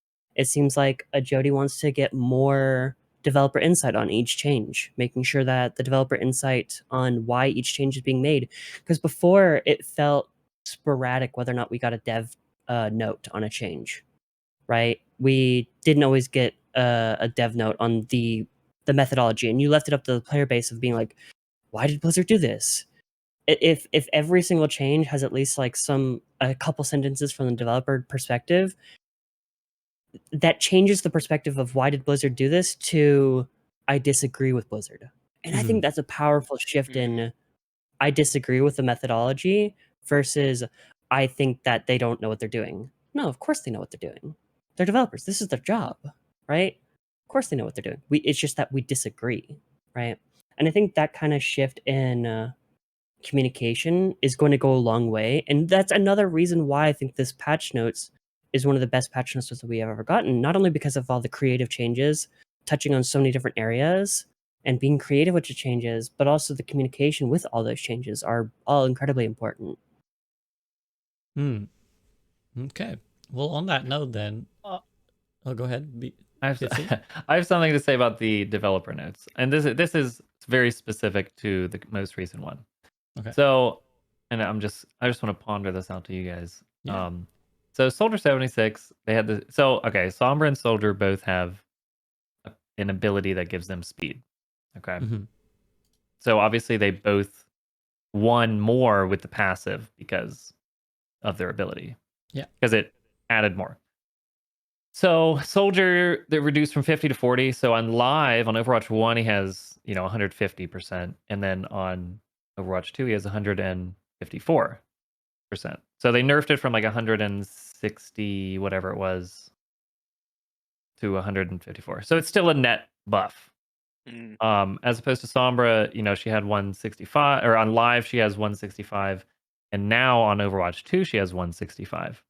Now the notes for the soldier was soldier's always been let's see. I believe he was overtuned. He was extremely mobile with the new passive. We brought the sprint down with the new passive in mind. Mm-hmm. Sombra was, after a week of testing the new damage, we decided to balance Sombra's speed with the 10% move speed in mind. Now, to me, this sounds more like, oh, Soldier had a movement problem, so we changed his movement speed. Sombra has a damage increase, so we changed her movement speed. It seemed like they were like, okay, wow, Soldier's too fast, nobody can catch him. And so we're going to tone that down so people can catch him, take his strength and not make it as strong, whatever. But then they were like, well, what other heroes have that speed bonus? Oh, Sombra. Okay, let's change that. So that's how I kind of felt they might have gone about that change. Mhm. I agree with that's how they went about it, but I disagree that that's a bad thing. I like the speed change. Fitzy's like, where are my You want Sombra me to players at? elaborate? Where are my Sombra players But at? okay. Now very different between the two. Soldier can turn his on and off, right? At any moment, Yeah. can shoot, go in and out of And invis. yours is ability based. 6-second cooldown, in and out. So I don't know. And also, like, Soldier has it is a net buff from live to Overwatch 2, and Sombra's is exactly the same. So pretty much it's a nerf from 1 to 2 because everyone else is faster. All the DPS are faster. Except for Sombra, when you're spending half the time in stealth, you're now slower than the overall. Does that make sense? Than you were on So live. you're like Then the, you sa- were you're like the same effectively. speed, right? Yeah, effectively the same speed. Yeah. Right. No, because effectively on you're live- slower. on live, Effectively you're slower. faster. Yeah. Because the other DPS are faster than yes. If you were in a foot race, the other DPS would now be further ahead than they would be in Overwatch 1. Correct. As in Sombra's still further gonna be ahead than ahead, themselves, but- further than themselves, further ahead than they Yes, than where they would be. Yes, exactly. So I don't know. That change is kind of like, I don't know. And it's It not rankles like, with you. oh, since she got the damage, we decided to nerf the speed. It's like, well, no, she got the damage because you nerfed the hack duration. So it's kind of just feels like it's like, I mean, trust I'm me, gonna be real with you. right I'm gonna be there. real with you, Fitzy. I think they could have gone a lot harder on your girl. I think they could have gone a lot No, harder on no, your girl. that's the thing. Is like I think that they're. I'm with Fitzy in that I think Sombra feels like dog shit because of the hack change. I think that they completely fucked up with the hack cast and that's time. something that they might walk back on. Again, I think that's something that now that people are used to Sombra being in stealth and being able to react to it. Like there was a Reinhardt, who was it? I think it was Infected. Like it was just, you literally couldn't hack the Reinhardt because You'll just like turn at you. there's enough time. Yep. Because it went back essentially to Sombra release hack cast time is what it went back to. And yeah, it's just, I don't know.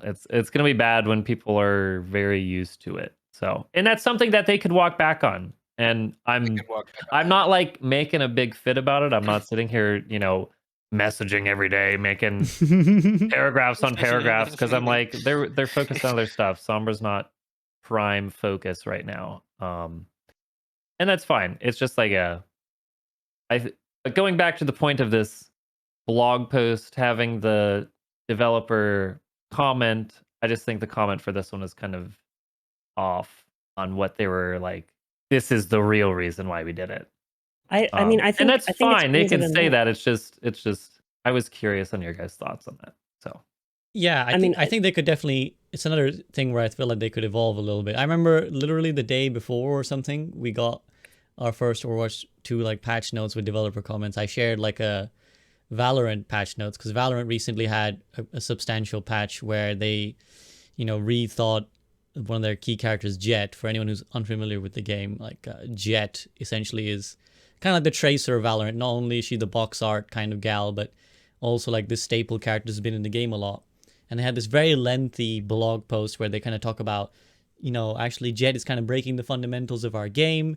She has this ability essentially to simplify TLDR. She has this ability or she used to have this ability where she could dash in any direction, which is to push of a button.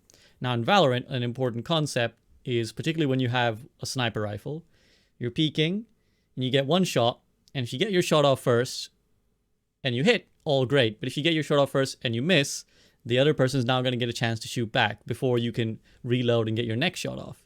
The benefit of playing Jet is you can shoot your shot and then immediately dash away, so therefore you have no risk. Even if you miss the first shot, you can guarantee yourself getting out. And this, the Valorant developers were like, this is breaking the game. Like, there's no other character who does this. It kind of breaks the fundamentals of what we want, so we're rethinking her for these reasons.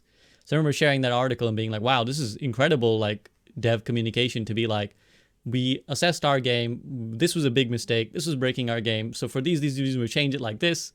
And again, to summarize the story, they've now changed it so she has to activate her dash first and then click it to actually use it. So she activates like a cast time thing. So now if she's going to go for that sniper peek, she can only do that once. Like, she has to click the button, then for 5 seconds she can dash, and once that 5 seconds goes, her dash is now gone. So I think there's more they could do, basically, to address your point, Fitzy. I feel like this is a good step. I'm not sure this is on par.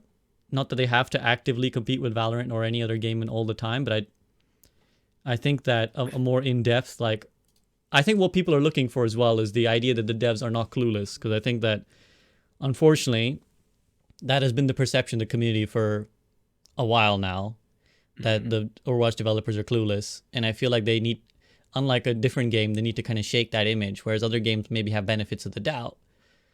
The Overwatch developers are not going to get any benefit of doubt, so I think they need to kind of maybe work a little bit harder to get these to be as detailed and nuanced and high-tier referencing as possible. Beaver? I agree. A man, a few words. I agree. Yeah. Well, and I think the general public doesn't necessarily need all of the details. Like obviously, I'm like, why did this change happen? Give me the data. If I get it, whatever. But well, why not is what I would say, because it's not like the general public reads the. Most of the people who are playing aren't going to probably even read the patch notes. Oh no! Like, the people reading the patch notes already. The people reading the patch notes, I feel like, already are invested. Like, the people who are like 18 to 20 or like 20 to 18, like, that's already a barrier of people who actually care enough to understand what that means, IMO. So I feel like if you're going to put out patch notes like this, then you may as well elaborate, personally. I think it also the turnaround in a week, though, not to say that, that, which I was impressed with. But trying to put out like, okay, let's say we got these balance patch notes. Are they already working on the next balance patch notes? Do they already have some ideas of like, by next Tuesday, are they thinking like, all right, we're about to push these on Thursday, so we need another novel for every balance change and why you did it. So it's the beta, and there's going to be stuff that changes, but no, for sure, it can't be a paragraph for every single change, especially when it's just like, I don't know, guys, Summer moves fast, we made her go less zoom, all right, okay, move on. But yeah, I think it's definitely a step in the right direction. Evie, you had something to say. I mean, I have a lot to say always. One, I posted the picture for the reference of the Mercy healing, if anybody was curious. Mm-hmm. And two, those are my thoughts at minimum for Sombra. I have so many thoughts on Sombra, but that's like my minimum. Yeah, it's. I mean, I could have thoughts about all of it as well. It's something that the devs aren't focused on right now. I don't think that Sombra is going to be a prime focus right now because it's on the tanks right now and stuff that's oppressive. So it's just, we could talk about it all day with the devs, but they're just going to be like, yeah, okay, that's great. Yeah. Well, yeah, and I think we could kind of go back and forth all day because, four of us are quite invested in the game. We could go back and forth all day about every individual hero's balance tweaks here or there. And I'm sure we could talk for hours about like, oh, well, if you did this, it would do that. But I think the bigger picture is that, they're listening, they're communicating, they're changing stuff. And I think that's kind of the major takeaway for a beta anyways. It's like stuff is being changed. Stuff is in flux. Mm-hmm. We can kind of, if it was 2 years and no patch, then we could be like, what the hell? Why haven't they changed this? But I think what's more important I wasn't expecting a patch. No. We saw it in the alpha. I was like, all right, we just got a week or two, and they're gonna be here. What I wanted to take it to, sorry to interrupt you guys. What I wanted to take it to is just to say, this is our sort of high level talk, but how's your perception been of how the general public has received it? And I think, maybe we can talk as well about the whole beta drop, 1.5 million viewers to now, back into normal land. La La Land is firmly in the rearview mirror. So how have you kind of felt like the general public have received it, and do you have any thoughts on that whole viewership discrepancy and whether that speaks to anything bigger? I'll take it to Beaver first. Go ahead and just repeat the question once more. So firstly, how have you felt like the general public have received? Obviously, like, we saw the Donkey video. We know how someone like Donkey has received the beta. But what's your, what was your take been on how you think people are receiving it? And also, do you have any thoughts on the whole 1.5 million viewers versus we're back to normal? I have some and thoughts on that for sure. Go ahead. But back to what regular casual people are receiving it. It's a little bit back and forth in my chat. I'll get like new viewers pop in and say that, they're viewing Overwatch 2 and they're saying that's it. They're not necessarily playing it, but a lot of people are confused of what this Overwatch 2 beta is. So I feel like a lot of people just putting their eyes on it have had a negative reaction to it. People that have, that are big fans of Overwatch and really wanted to see what the beta was about and played it. I have a lot of, mostly positive reception of it. A lot of my friends think it's a lot of fun and they've been stacking again and playing again. So from personal experience, I think a lot more people find it that are super fans find it a lot more fun, but to the casual person, they're, let down, disappointed. And then to the thing I saw on Twitter about like how we had huge numbers that day, which was great and all because it was because of the, you're going to get drops. And then for people bringing up, oh, why'd the viewership go back down? The incentive went away. When you give incentive, it shows how many people can show up in that category. When you give the incentive in Overwatch, you see how big the fan base is. And then I'd say that's good if you can keep pace with it and, keep pushing out and attracting viewers. But, that incentive went away. And then it was just back to, streaming Overwatch 2 beta. People viewed it. And then I can't really say too much to the discrepancy in views. I don't know why it dropped so much, but it's definitely because of the, people wanted to get access for it. But to boil it all down, I would say most people that are fans of Overwatch that stick to it and watch it a lot enjoyed the beta, but people that might have just casually played it or looked at it, they were a little bit let down and didn't have the best reaction to beta. Evie, you raised your hand because when Beaver said he doesn't know why the discrepancies occurred. Do you want to give your thoughts? I mean, I think that they had a great idea with how they released the beta with the 4 hours watch time. I think that went spectacularly. The problem is that I think a lot of this is on the YouTube side. So many things are like, everybody's making videos all about it now. But here's the issue. Someone's like, oh, Overwatch 2 is out because they're following one creator that happened to do variety and they found out Overwatch 2 is a thing. Cool, they can't get it. There's no way for somebody who learned because of the content creation side and the potential from that vehicle to get players in, for people who are past the first few days, like, wow, okay, it looks pretty interesting, I want to get in. They can't. And so I think if they allowed past that initial hype some way for people to get in, we'd probably have triple the average viewership right now, in my mind. Because the hype went down, not because of the hype went down, but because there's no way for people who are hyped to get in after the fact. I think I think SUV, you had a good point. Everybody who wanted to get in got in. I'd say that only applies though to the existing player base that has stuck around for this long. For the people who have only tangentially kept around and have moved on from Overwatch for a few years, so many people just had no idea. I think it was a ball drop in regards to the ongoing potential player base and viewership having no way to get in after the fact. And I think that here's the thing. As much as I have that strong opinion, I think for the first beta, that's fine. For the second beta, if they don't allow people to get in over the course of the beta, then I'll call it a mistake. Because I think this first beta, they have very intentionally communicated, especially to the content creators, that this is a limited beta, and they're okay with that.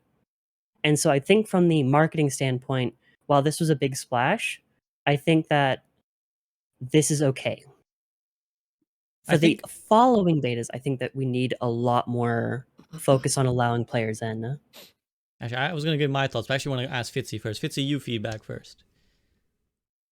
Feedback on what? I'm sorry. Okay, I'll go. Just the how the beta dropped and everything. And Yeah, drops like the in beta drop. viewership. Like, do you feel like people should have been given it was about continued access? general public excitement, right? A perception. So anyone that plays and watches Overwatch is still currently a fan. I think for the most part, I'd say like probably 90 to 95%, totally spitballing, are happy with it. Obviously, there's people that are like, "No, you changed. I like 6v6," and like, it's gonna be gone, so you better get used to it. Sorry, Bozo. And you know, I'm sure they'll have some sort of 6v6 classic or whatever when it launches, but that's the way it's going. It's gonna be a 5v5. So that perception is that way, and then the people that had played it once. I mean, obviously, you know, the 1.5 million viewers that there were probably people that have already played Overwatch 1 throughout the course of the years. At some point, they played it, and then they're like, "Okay, I'm done with that game." And then they're like, "New stuff, cool." And then they're like, "Oh, there's not that much." Okay. And then the people that again got the later wind, yeah, there's no way to get it. There's no way to get it except for the Overwatch League drops or whatever.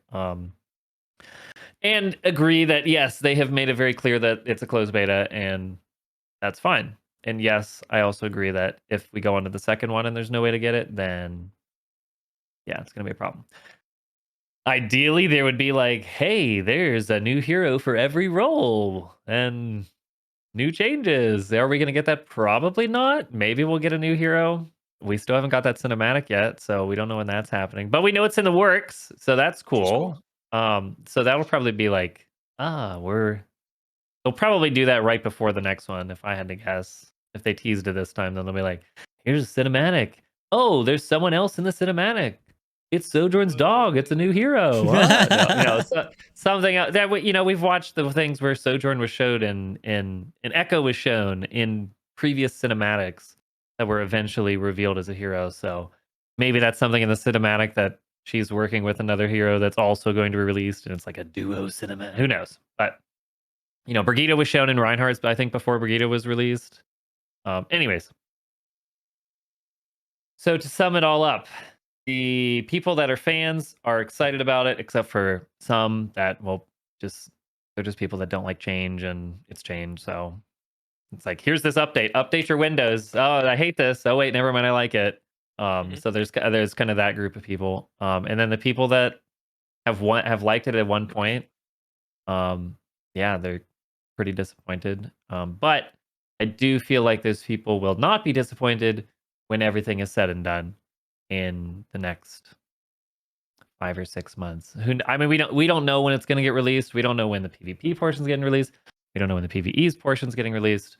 But I'm hopeful that when all of that is done, that those people that are upset now will be happy or pleased or whatever. So, and in terms of the viewership, naturally, if you're not happy with watching it, or if you can't play it, or you're not happy with playing it, then you're not going to continue to watch it because you're like, I don't care. There's nothing new. I'm not playing it, so why do I care? So yeah, that's my viewership. And then there's the other side of like the viewership that is like, if I've been watching it, I've been watching and watching, but I'm like, now there's new stuff. I want to play. So there's people that are also playing, hopefully. Like, instead of spending time watching streams, now they're playing the game because they're finally some little new stuff to play. Yeah. Can I throw in a projection there? Go ahead. Sure. I think we're going to get a beta after each anniversary event for each volume. We're going to have 3 volumes. and they confirmed the archives, the anniversary, and summer games are all getting replaced. They didn't say Halloween. My projection is that Overwatch 2 will release right before, like a bit before, or like yeah, probably a bit before Halloween. The PvP will drop, and like officially. And I think that the PvE will probably be this time next year. Those are my predictions. Mm-hmm. Well, yeah, I mean, PVE next time, this time next year, you're saying? Mm-hmm. Yeah. So here's what I wanted to kind of chime in. Two kind of areas I want to go off. One is, and I've been clearly on this podcast with Frito long enough that I'm starting to sound like him, but Blizzard have a saying: crawl, walk, run. And this time they actually recently even said it out loud. Usually they don't say it out loud, but Aaron actually said it out loud recently. And what that means is, they first crawl, then they walk, then they run. I think this first beta is the crawl. This is and I said this in a video recently. I expressed a lot of these thoughts in a video recently as well, but in many ways, it speaks to the success of 5v5 that people are like, because we've forgotten that there was a large section of the community that were like 5v5 is going to be terrible for the game, right? Like, I remember the day that they announced 5v5, I went on a call with Flats and we argued for like 2 hours, where Flats was like, 5v5 is going to be bad, I hate it, it's going to ruin everything. And I was like, Flats, chill out, man, it could be really, really good. I think it could be really good. And in many ways, Blizzard would have looked at this first beta and been like, my God, this is really scary. Like, we're giving the world a 5v5 for the first time. What if people hate it? What if the entire Overwatch community is like, this is awful? So that's where the crawl comes in. That's why I think Fitzy made the point earlier, and Evie, you gave me credit for Fitzy's point as well about all the people who wanted it into the beta got in. Yeah, I didn't bring it up. I did. I'm gonna give credit where it's due. It was Fitzy's point. He the 5 head. I'm the 3 head. But yeah, I think in many ways, like if we add like a bunch of things, we had like 5 heroes, and we've already got a new game mode. 2CP is gone. There's new changes to existing maps, changes to existing heroes. Like already that's a lot of change at once, a lot of flux. Add like 5 new heroes to it, and suddenly the game might just be so chaotic that the detractors of 5v5 would have all the ammo to be like, look, I told you it was going to be a mess. I told you it was going to be bad. You guys were wrong to make this decision. So I think it speaks to the success of 5v5. They've kind of played the game, and it feels like the vast majority of the community have been like, yeah, okay, this is great. Now what? Where's the rest? Give me more. Give me more. Right? So this is the crawl, I think. This is the crawl of like, does 5v5 work? Are you guys vaguely happy with Overwatch 2? Okay, great. Next, presumably, we're going to get the walk, where it's like, okay, here's more stuff. And here's like, now that we've tested that it works, here's more stuff. And then we're eventually going to get the run, which is like, okay, it all works. It's all good. Everything, here you go. Here you guys go. Like, here's all the changes we want. Here's all the heroes we have in Reworks. Here's all the maps that we did. We showed you the Rio map. We didn't give it to you. Here you go. Go nuts. Go nuts, Bozo. Here's a competitive mode. Here's a UI change. Here's that change. So I think, firstly, there's that. And as you spoke about, Evie, they've been very clear that this is a closed beta. This is very limited. And what I would add to the whole, 1.5 million people watching, did they drop the ball by not capitalizing on those number of people? Maybe my take is very boomery, but I kind of always like to take a step back, because I don't think things are always decided in like one moment. I don't think the success of Overwatch 2 will be decided on that one beta drop day that we did, and we got 1.5 million viewers and they all ran away. Because I think that the key to Overwatch success in the long term will be creating a good game that people want to play, that satisfies all the things that we've asked for it, right? It should be accessible, i.e. free to play, should have, competitive integrity, but also fun for a casual player, should have lots of new releases and lots of fun, exciting stuff for people to get into. I think if it does that, it doesn't really matter if it drops the ball on the one marketing campaign, because there will be many more opportunities to draw in those million people who want to play the game and will play the game. So I'm not even bothered that the 1 million people went away, because like those 1 million people will come back. Like those 1 million people will hop to Fortnite tomorrow if Fortnite give them free stuff. So I'm not too fussed. That's my summary on it. That's a good summary. I think Overwatch can bring it back easily. Mm-hmm. I mean, you saw what they brought back 1.5 million. I think they could do it easily again. Yeah, I mean, why not? If those people came back, and again, it shows you the power of like the influencers. People will come. I'm pretty confident people will come. And again, to people saying, well, why not let those 1 million people play right now? Again, you don't really want to get those 1 million people hooked. I also think that there is like a danger of like again overselling and over prioritizing. This is Overwatch 2. No, this is not Overwatch 2. So getting 1 million people to play right now, I don't think is necessarily what Blizzard want. That's what they've kind of said. Closed beta, because this isn't it. Because it's not what it's, like you said, where you go back to the crawl, walk, run, where this is just this is them just testing their waters before they might throw us even more. I think if so. they hold to that. But we all have to see with time. Agreed. Another point on betas, a lot of times that are tested, there's like technical aspects of, is the game going to crash? Is their servers going to work? Is the matchmaking going to work? Is it so? Not to say like Overwatch, they don't really have to test that because they've done that with Overwatch 1. Obviously, there's been some upgrades and whatnot. I don't know the technical side of how servers work or anything, but I'm assuming that partially why they wanted to keep it a little lower was like testing server capacity a little bit. But they don't have to do it to the same. They don't have to test the same everything that Overwatch 1 did because they've kind of already done it. They kind of know how it works. But they've reworked almost everything. Really? They've It's like a full engine they've rework. reworked so much under the hood. The engine is very different. Feels a they've lot smoother. they've done I a feel lot like they to would try have and a make parity, which is why it feels like there's not as much changed. But a huge amount is it being overhauled under the hood for sure. But I would say that this being a closed beta has like significantly more people than a closed beta of Overwatch 1, just because for sure they've have all this data of tested stuff and they kind of know how it works. So that's something that they probably aren't talking about them testing, but one of the reasons why they probably had a closed beta as well. Yeah. I mean, they confirmed that was the case, yeah. And how have you guys felt about those little nuance changes about Overwatch 2, little visual changes, sound changes? Are you generally happy, generally unhappy? Anything you're really raging about? You're like, I hate this. Well, Sombra can't hear anything in stealth.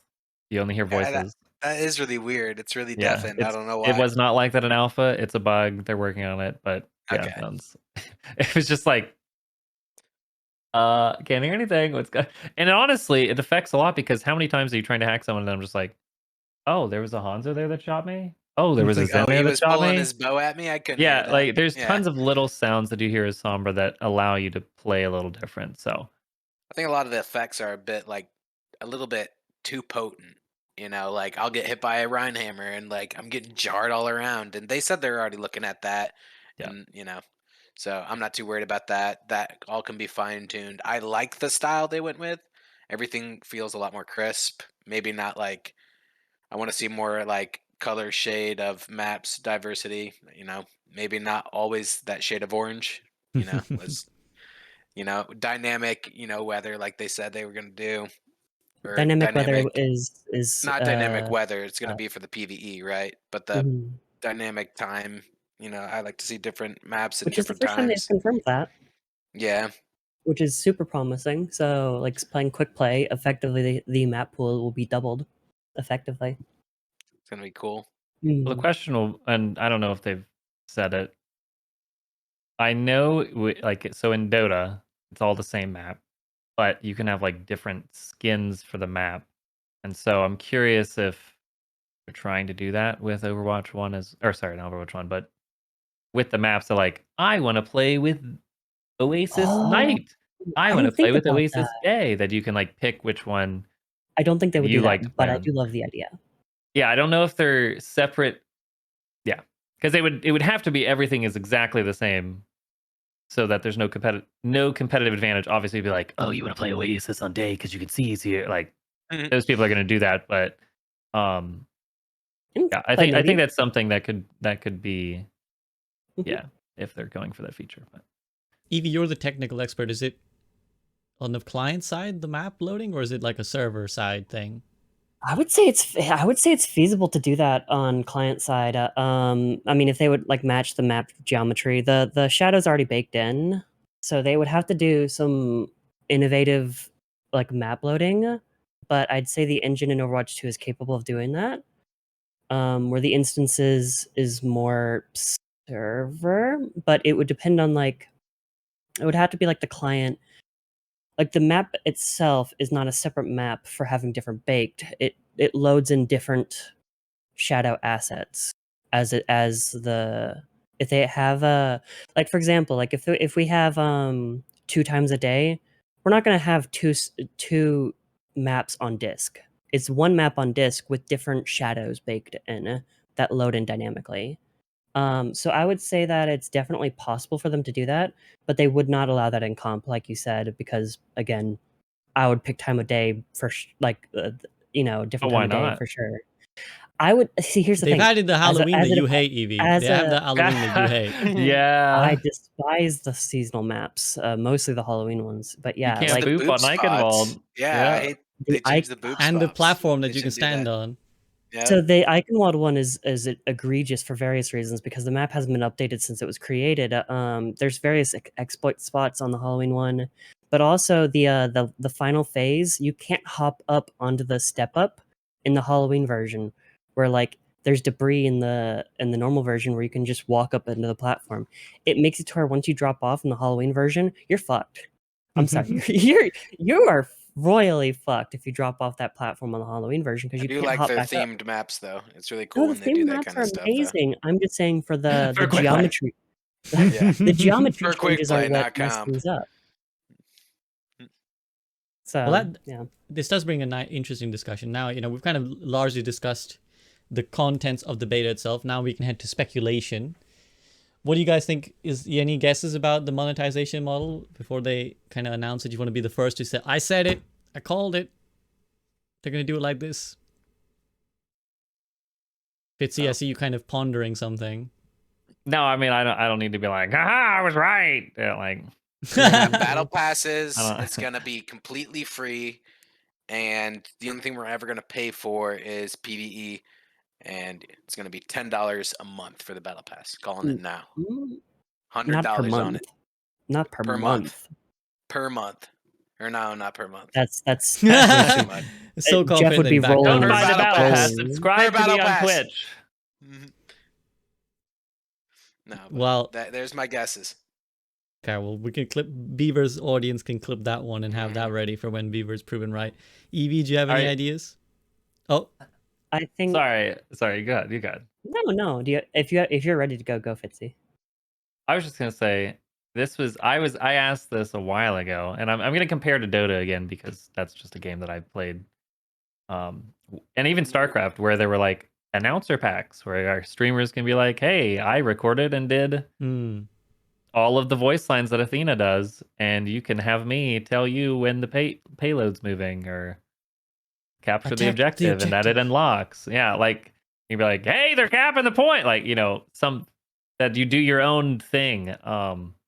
So maybe that'll be something that they could That would do. be so fun, but it doesn't feel like Blizzard. But StarCraft, Well, StarCraft, but Blizzard, and it's they a- did it's a- do StarCraft it. has it. Isn't And I StarCraft like it. StarCraft a 1v1 game? It is. yeah. Which I feel like allows doesn't- that environment a bit more. Yeah, 'Cause but you're if it's just your customizing your own. personal, if it's your Yeah. personal, Yeah, I it's mean, you fine, could do it's it in a whole 2v, team. you could do it in 2v2 and 3v3 in StarCraft as well. But yeah, that would be something that would again tie the creators to Blizzard. Oh yeah, then- no, that's and then you have to the remove the biggest pack. issue. Yeah. When they inevitably are exposed. Why?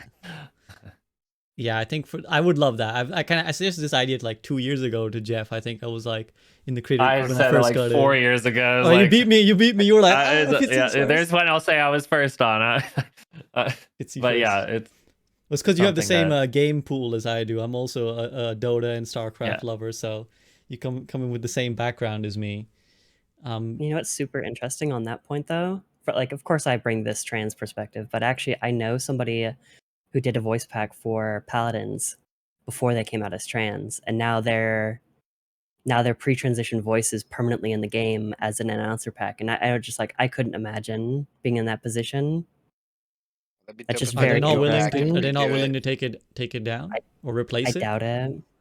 Because you could just I doubt allow people- Paladin I doubt they've seems- even pursued it, but like as the Yeah. individual involved. But yeah, it's just interesting to think about of Yeah. all the possibilities involved there. which is also just like people underestimate how many trans people are in the Overwatch League, but in closeted. Like, for example, like there's probably a dozen. Like that stuff like that. Like people that you view that way, like there's so many people that aren't out. And so like it just there's so many possibilities in that regard. Just interesting. Yeah, no, I mean, you can take any real life example as well. Like real life sport has so many few openly gay athletes compared to what you expect the numbers would be. But yeah, I think for many reasons, it feels like it wouldn't be something Overwatch would do, but I would love it if they did. Yeah. But yeah, do you absolutely. have any calls on the monetization model, Evie?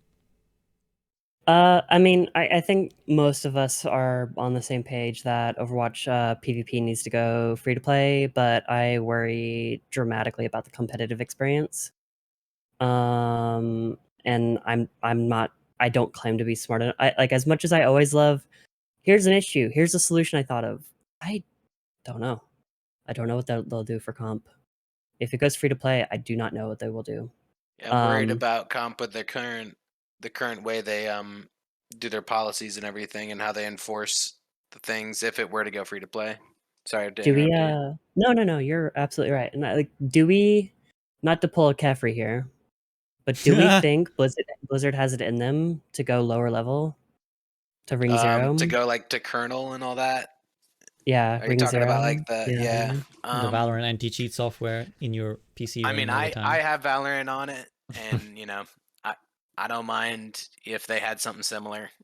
Just to I play tank and I play ball, so I'm gonna be forward. I really don't notice hackers unless it's super blatant, and I don't feel the effect of hackers either. Because if you're missing a ball, I'm sorry. I don't know.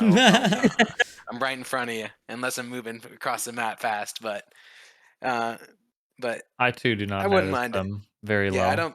I don't notice hackers too much, but people that are targeted and harassed, you're gonna notice that a lot more. To And be clear, I'm saying that because of the free to play aspect. I'm not really concerned about it now. Yeah. Just like if we went free to play, it would be harder to tackle down, For even sure. more so than it is now. I think with free to play, you need to be. I don't know. Yeah, I would prefer if it was a stricter, like it was harder to hack in Overwatch, of course. Here's not to suggest a topic out of nowhere, SVB, but the confirmed competitive rework. Oh yeah. I mean, I've had many thoughts on this and many a rant about what could be done. But yeah, do you have any thoughts, Evie, before I take it to the others? Of what they have in mind? I mean, there's so many different things that can be done. A sleeping Trojan in my mind is that we still have an unannounced game mode. But like we're gonna go from 3 in Overwatch 1 comp to potentially 5 in Overwatch 2 comp. There's still an unannounced one for Gothenburg, for example, was a 2CP map that they're reworking into the new game mode. We don't know what that game mode is yet. So that itself is going to be really interesting to see how having 5 game modes in comp is going to play out. Wait, so what we got? We got hybrid, escort, push. Like we're going from Control. 3 right now. Yeah, well, we're going from 3 right now to adding push as a 4th, and a 5th being whatever they're working on. Wait, 3 you mean in Overwatch 1? Overwatch 1. Yeah. Don't we have 4 in Overwatch 1? Payload, escort, 2CP. payload, hybrid, 2CP, I was thinking control. 2CP was already removed in my brain. Oh yeah. This is how much you. Well, ready okay, 4 to so 5. yeah. The one is kind of a one removed, one added, and then another. Yeah, we're kind of getting that one. That's what I Push is meant. replaced Sorry. 2CP. Effectively, we'll go to 5. Yeah. That's why it feels like 2CP. No. But yeah, so I think that's an underrated one that people aren't talking about. But I mean, I even directly asked Aaron about that, and okay, maybe I don't. Maybe I'm not going to reveal that answer. Given that's the point where you're like, wait a minute, in an NDA channel. I don't think you told me. I'm like, even though it was a non-answer, I think it's worth keeping that one. Okay, Probably. But yeah, so like it's basically just like I mean he's confirmed that on Reddit. Aaron did that. Some of the unannounced maps that we have. There's the oh no, what is that map called? like two of the maps that are not in the game right now that we know of. Rio? That isn't Rio. That isn't India? two that are India. Thank you. Yes.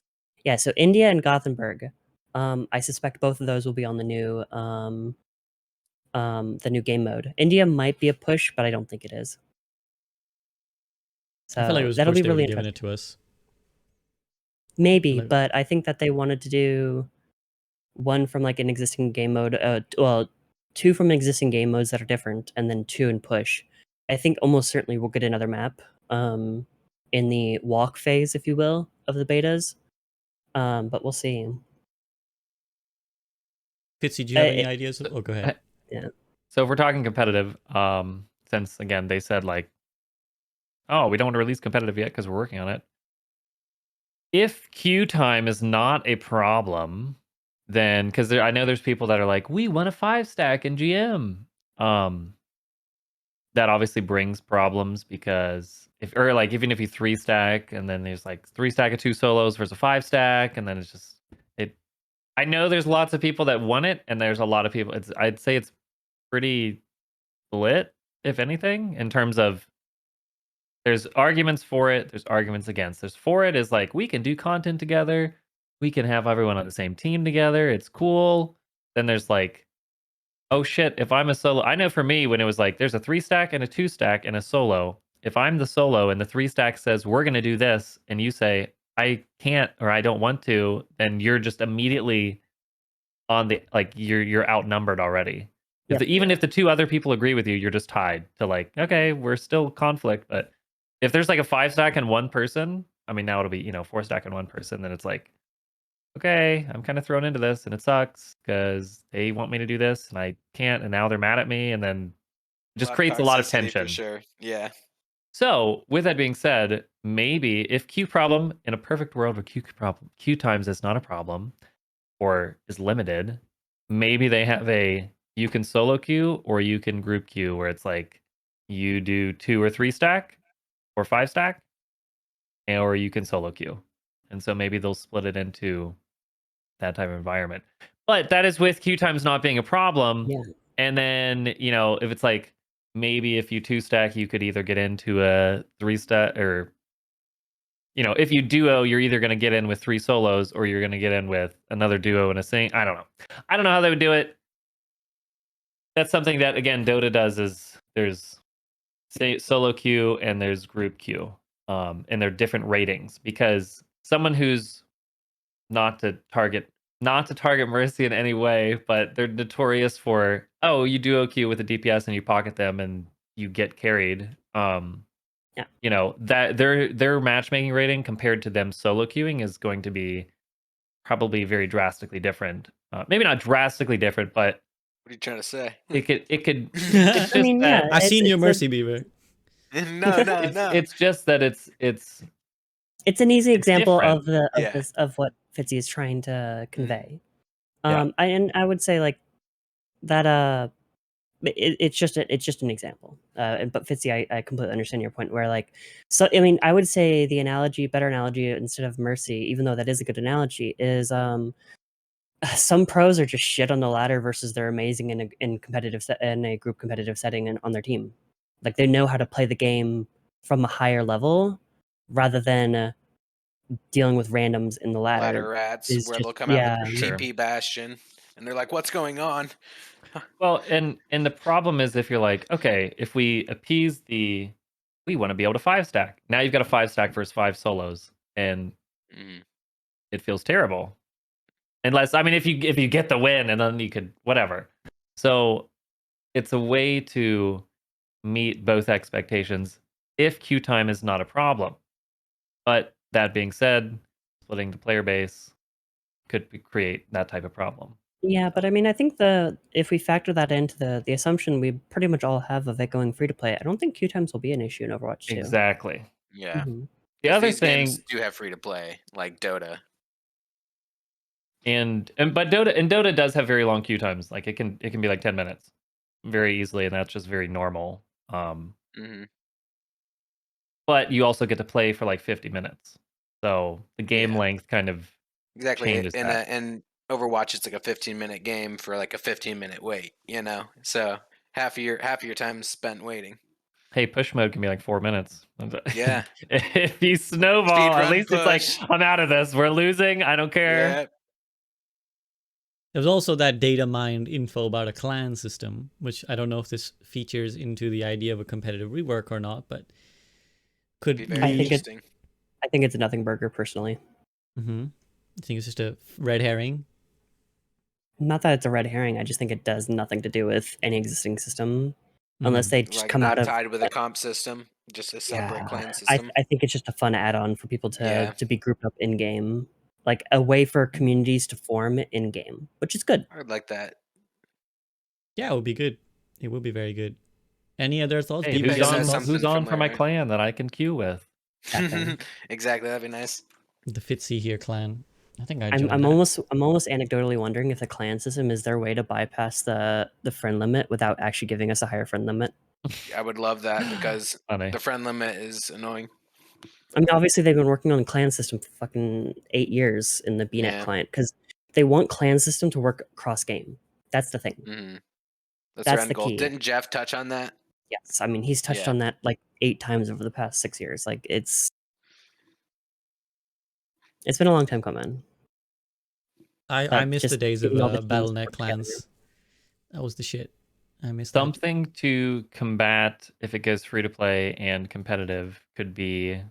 I know Dota has the phone, like you have to put a phone number in, Mhm. and Top 500 has that as well, but Yeah. The that problem didn't is really Well, help do you combat think it's that. do you think it's yeah? so- Do you think it's effective? Because Yazan, I'm EU, and Yazan be sitting here with 8 out of the top 10 or some shit like that. Exactly. So I was Well, only very like the shocked hardest that people they wanna get implemented it. that. Oh, sorry, go ahead. I think like only the only people that want like multiple, you know, accounts in top 500, you know, they're gonna find a way to get their multiple accounts in top 500. They go to that extent, you know. I'm just surprised that they implemented the system that you needed the phone number, and then they're just like, yeah, we don't care if there's multiple in top 500. If it was like, Yeah. it's just weird to me. yeah, If it's people I have agree. 10 accounts and they're very clearly the same person, let's say whatever. Yeah, I'm it's like, like, hey, he's not can even we- trying can to we look hide at it. They're this? called You need- Yazan 1, 2, 3, 4, 5, 6. He's not even no.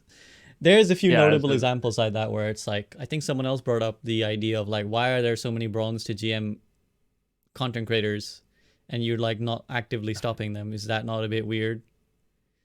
Because they're like quite publicly breaking the terms of service. But yeah, I mean it's to the point. Phone number verification. Any other ideas that people have for like?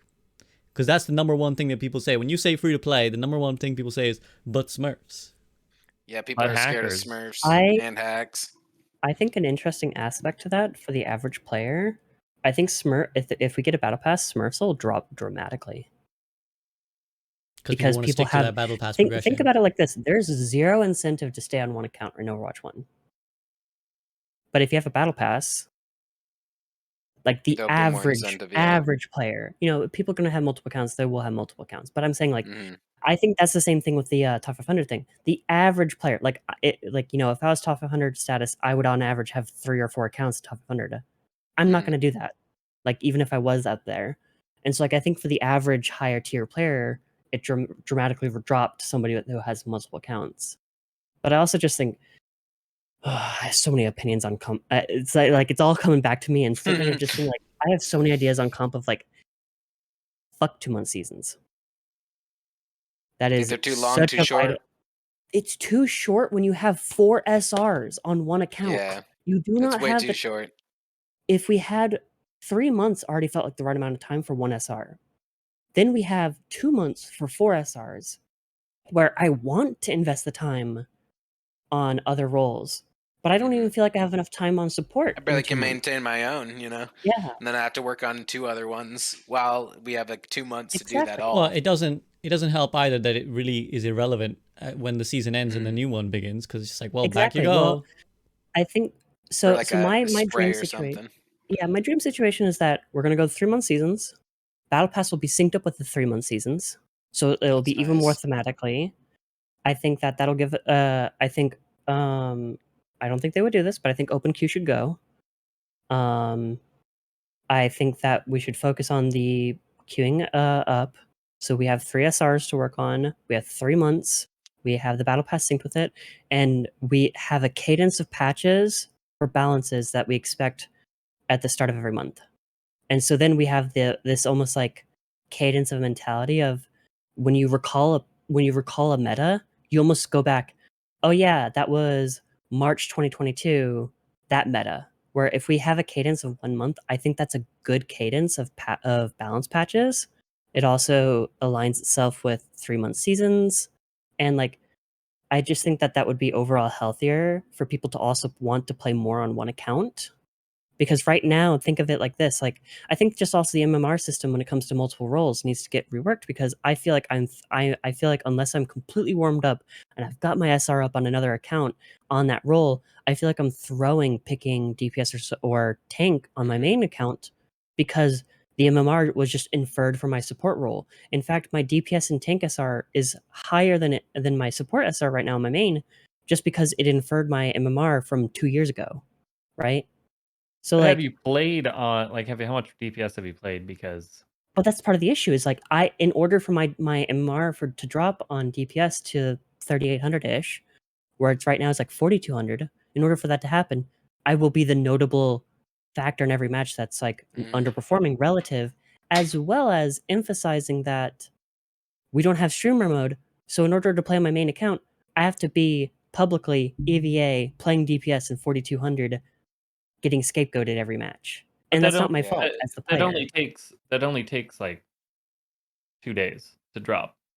I agree, but I feel bad and I hate getting scapegoated, and I get scapegoated for being trans too. So it's just like as like me specifically, it feels miserable, and so I feel like I'm It's double whammy. forced to play on another account if Also, I want to perform on those roles. it also kind of disincentivizes Eevee from grinding, because why would you grind? Like, why would you grind to get your thing down to the place it should be when you could just get a new account?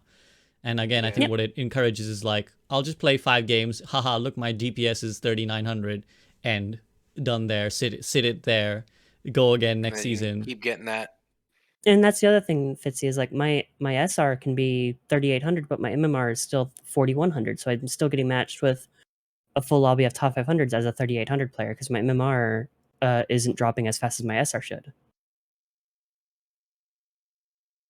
Not to say there shouldn't be a decay system, but I because Oh that's yeah, just no, that's just left over from pre-roll queue to now roll queue, and that's something that ideally will be fixed in Overwatch 2. In terms of guessing that there will be some sort of MMR reset, But that's, but or will if it then? roll queue even exists. But will it then treat every new role freshly? Is that what you're hoping, or will it influence one Yes. role's placement onto the I would next? love that.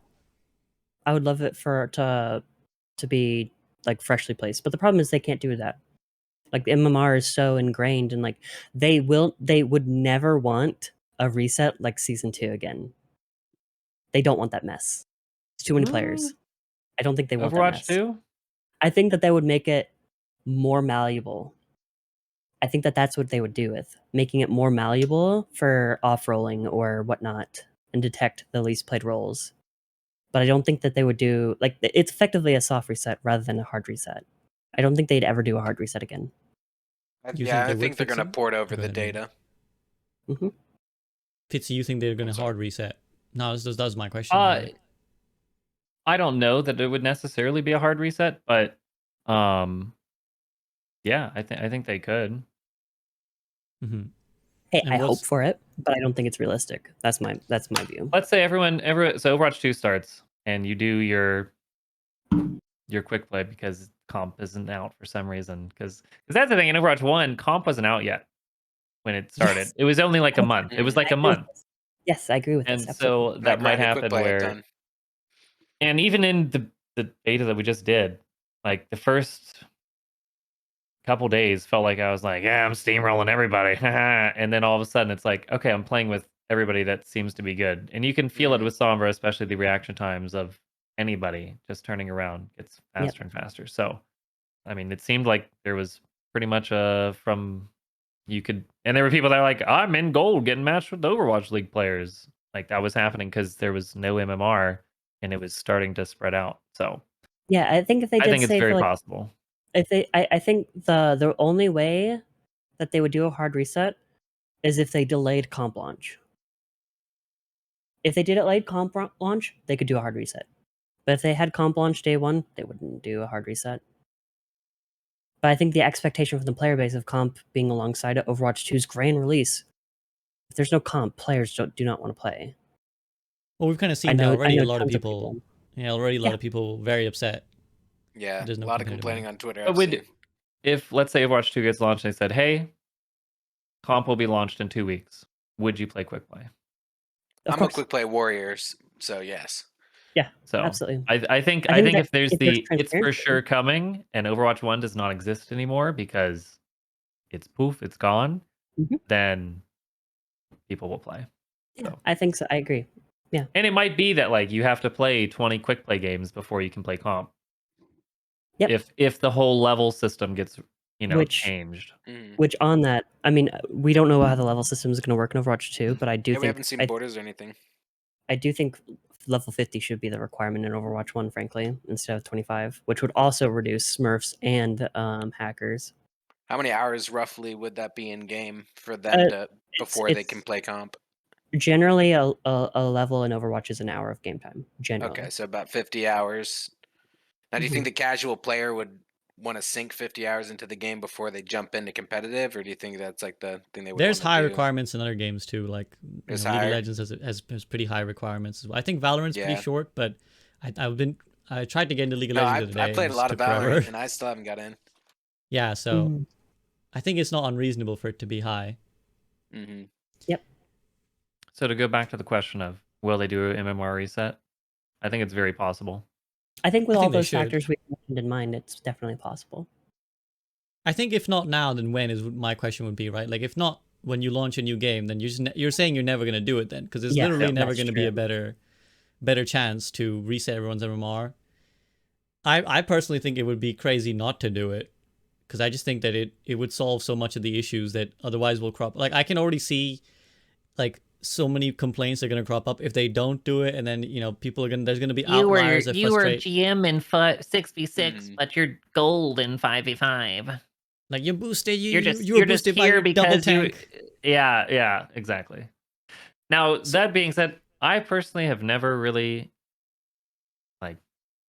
Everyone's always not everyone, but people that have been so strongly opinionated about there being an MMR reset, like if you're where you're supposed to be, like you're gonna either fall or you're gonna climb, or like Mhm, if you're supposed exactly. to be there, you're gonna be there. So I've never really understood the argument.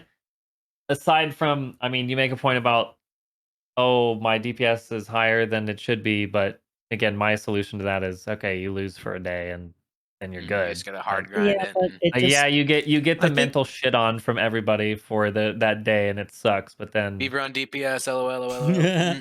I think what it comes down to though is not necessarily as much about the individual person as much as the experience of playing in a lobby. Because I think that I mean I also believe what you believe, Fitzy, which is that if you're good, you'll get where you want to be, and you kind of if play enough games, you'll end up where you're supposed to be. But I think what's been a lot of frustration that I've seen a lot of people express, and I get this myself, is that sometimes being in a lobby, it doesn't feel like what an SR of that lobby is supposed to be is matched by the quality of the play by the 12 people in the lobby, eventually the 10 people. It feels like you're going through too many variables sometimes to get to that thing. Whereas I guess the idea is that if you reset MMRs more frequently, the likelihood is that the people in that, like the rank has more integrity because the people who got there have gotten there every time as opposed to just got there and stayed there. and they've kind of done that with the 3900 thing, where like you get reset to 3900. You don't just like, I played 5 You're games not and like I'm 4600. 4300, yeah. So you have to play and keep playing, because even though you're at 3900, you're playing people that and I don't know exactly about how the MMR works, but previously in previous seasons it was like, oh, you did your placements. Well, you went 5-0, but you're placed whatever, and you're playing the MMR of way higher. And like when you're at 3900, you're playing a range from like people that are actually 3900 and people that are 4500, I think. Mhm. Because the games I at the think that's beginning of the only season because of can a lack be. of player base. I think they Yeah, would the lack of player match you base for by the sure. MMR if they could. That's my thinking, but I'm not 100%. That's why I think tank queues has gotten so poor over the years just because of lack of players. So in Hearthstone, what they do, I think the cap. So the beginning of a season, and I don't even know how the seasons work. I think it's like 3 or 4 months. I don't know exactly, but there's your SR and your hidden MMR, and you get reset to 0. And until you hit your like where you're supposed to be, you get a win. Giga You're booster. typically going to get if you get first place, you get 100 points. But if you're supposed to be there, you'll get 300 points because you're playing against people of your your hidden MMR. And then once you hit like 8,000, that's when it's like the bonus is gone. You can't get any more. So kind of like the same thing of like the 3,900 where you get reset soft. But That's more And comparable it to the boosts you up quite quickly. That's more comparable to the 1 to 3,000 performance-based SR, Yeah, and also people, which is still in the game. I know people will say as well, okay, fine, 39, it works for 3,900, but what are the rest of us? Right, sorry, I completely forgot. Sorry. I was thinking EeveeA's point of the 1 to 3,000. I forgot there was the like bonus. Is there performance incentive below that or below diamond? Yes, Yes. 1 to Okay, I 3,000 couldn't- is performance-based SR, which Mhm. I think should be brought back as another topic. Is I think that should be brought back across the board. Personally, But wasn't like weren't like a lot of like OTPs gaining a lot of one-trick oh no, ponies? it needs tweaking. It got abused. It got abused on I think it certain was a good heroes. system, but I think certain heroes could get like Bastion, Junk, could What abuse so that. the reason why performance-based SR was a fucking shit show, especially for Mercy, where like when Mercy 2.0 came out, they didn't reset the average SR, the average performance. So when 2.0 came out, you had silver players getting to GM because they were shooting barriers, getting eliminations, and swapping healing damage beam, and so that's like 7 stats that instantly are better than the average player, no matter what, because they're playing in a goofy way. And so their performance based SR, they'd always be gaining 36 and losing like 12. So if they do They have to implement, polish the system. Side note, real Yes. quick, if I just disappear, my power went out. So there's just a thunderstorm rolling. Okay. I just We believe oh my god, okay. Yeah, so like the way too many Mercies that were fucking silver are still in GM today for questionable reasons, I will say. And that's not just me being a Mercy Would that hater, be- but I'm would saying that be- it's a systemic so- issue because of performance based SR. Would that be performance compared to other people playing your hero around that SR, At that or would elo, it be yes. with your role? That's how performance based SR works. Yes. Yeah, I just wanted to clarify, like, or would it be per role, for example? Because I know people are going to be If they confused went about per this. role, it wouldn't be. They'd only be able to compare the most basic stats, and that doesn't then account for heroes that say like Widowmaker is going to have lower damage than average, but might have more limbs. But then, like because she has lower damage, then she'd look worse than compared to say somebody who's playing soldier. So it has to be hero based because it factors in how that hero plays. I don't think performance based SR should be in. I think if it's still in and it's at the 3,000, I think that's a good cutoff. Just because. Yeah, shouldn't be. I think it should be brought up to 3,500 minimum. But why? Like, what's the difference between 3,000 and 3,500? Because I think that I think that it is a better cutoff point to get people to the higher elos when they belong there, rather than 3,000, because that is a lot of trugging along in Diamond and getting your SR back up as a player who is higher skilled. So you've seen this more as a anti-smurf measure potentially, rather than a I'm performance gold, based but SR I've is been... almost exclusively anti-smurf. You don't think it's like for the gold players who are like, I've been getting so good, I deserve platinum now? It helps, but it's not. I would say it's not a pivotal reason. Personally, Beaver, Fitzy, you guys still nah? I mean, I wouldn't mind performance-based SR personally in the lower elos, like I said, but nothing, too high, because I think, at that point you should be playing for the win instead of, one-tricking Bastion and like trying to, abuse that system so you can stay in 4,400, while people that are playing, well-played heroes, might perform just as well, but lose SR because, lose more SR because of the performance base. So definitely cut off on everything. I'm not too sure about the numbers and all, but I mean, yeah, for lower elo people, I wouldn't mind, if they were rewarded for, what they put into the game. But definitely at a certain point, you should be just playing for the win rather than, Yeah, popping off, exactly. particularly just for stats only. Like you could really abuse the system and, lower elos. I mean, there was like a literal joke back in 2.0, like that was unfortunately very much so not a joke of like rezzing somebody when I shouldn't needed to. That I Yeah, would say like, oh, here's my +2 padding the SR. stats. Yep, exactly. Like that shouldn't be a thing for sure. For sure. It's abusable. I mean, Sombra was a throw pick solo. People were just like, "Oh, I'm losing. I'll play Sombra."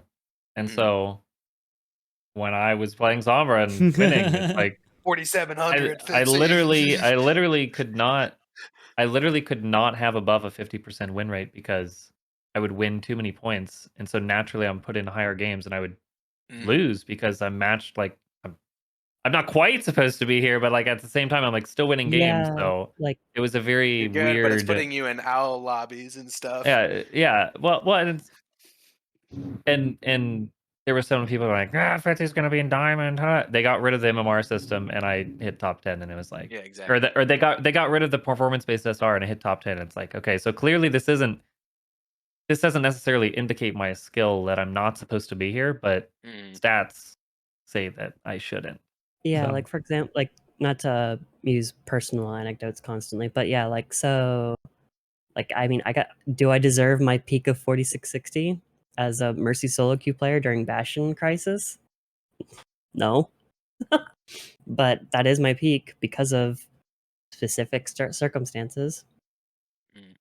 So yeah, it's another one of those landmines that we fall down under.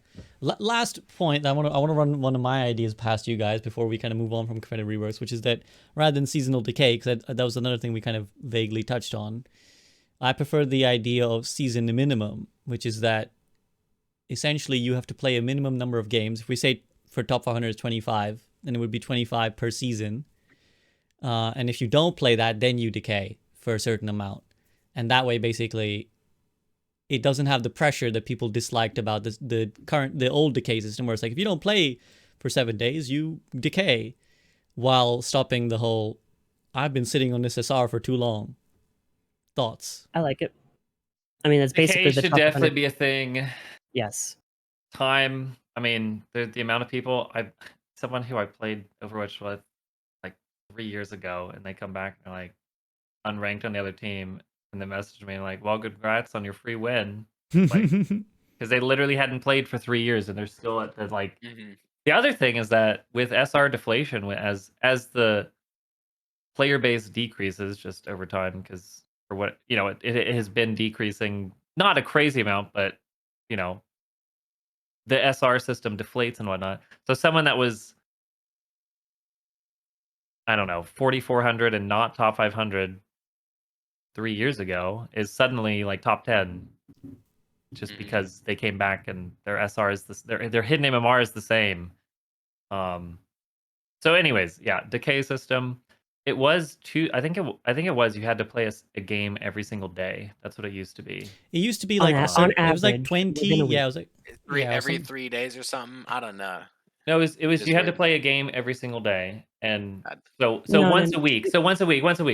So over the course of 7 days, it would be like, okay, here's the start time, which was constantly moving. If you did not play 7 games from here to the next 7 days, it would start to decay. So if you played like day 1, you played 1, 2, 3, it would line up with like your previous whatever. Anyways, it was pretty much you had to play a game a day, but you had a week to do it.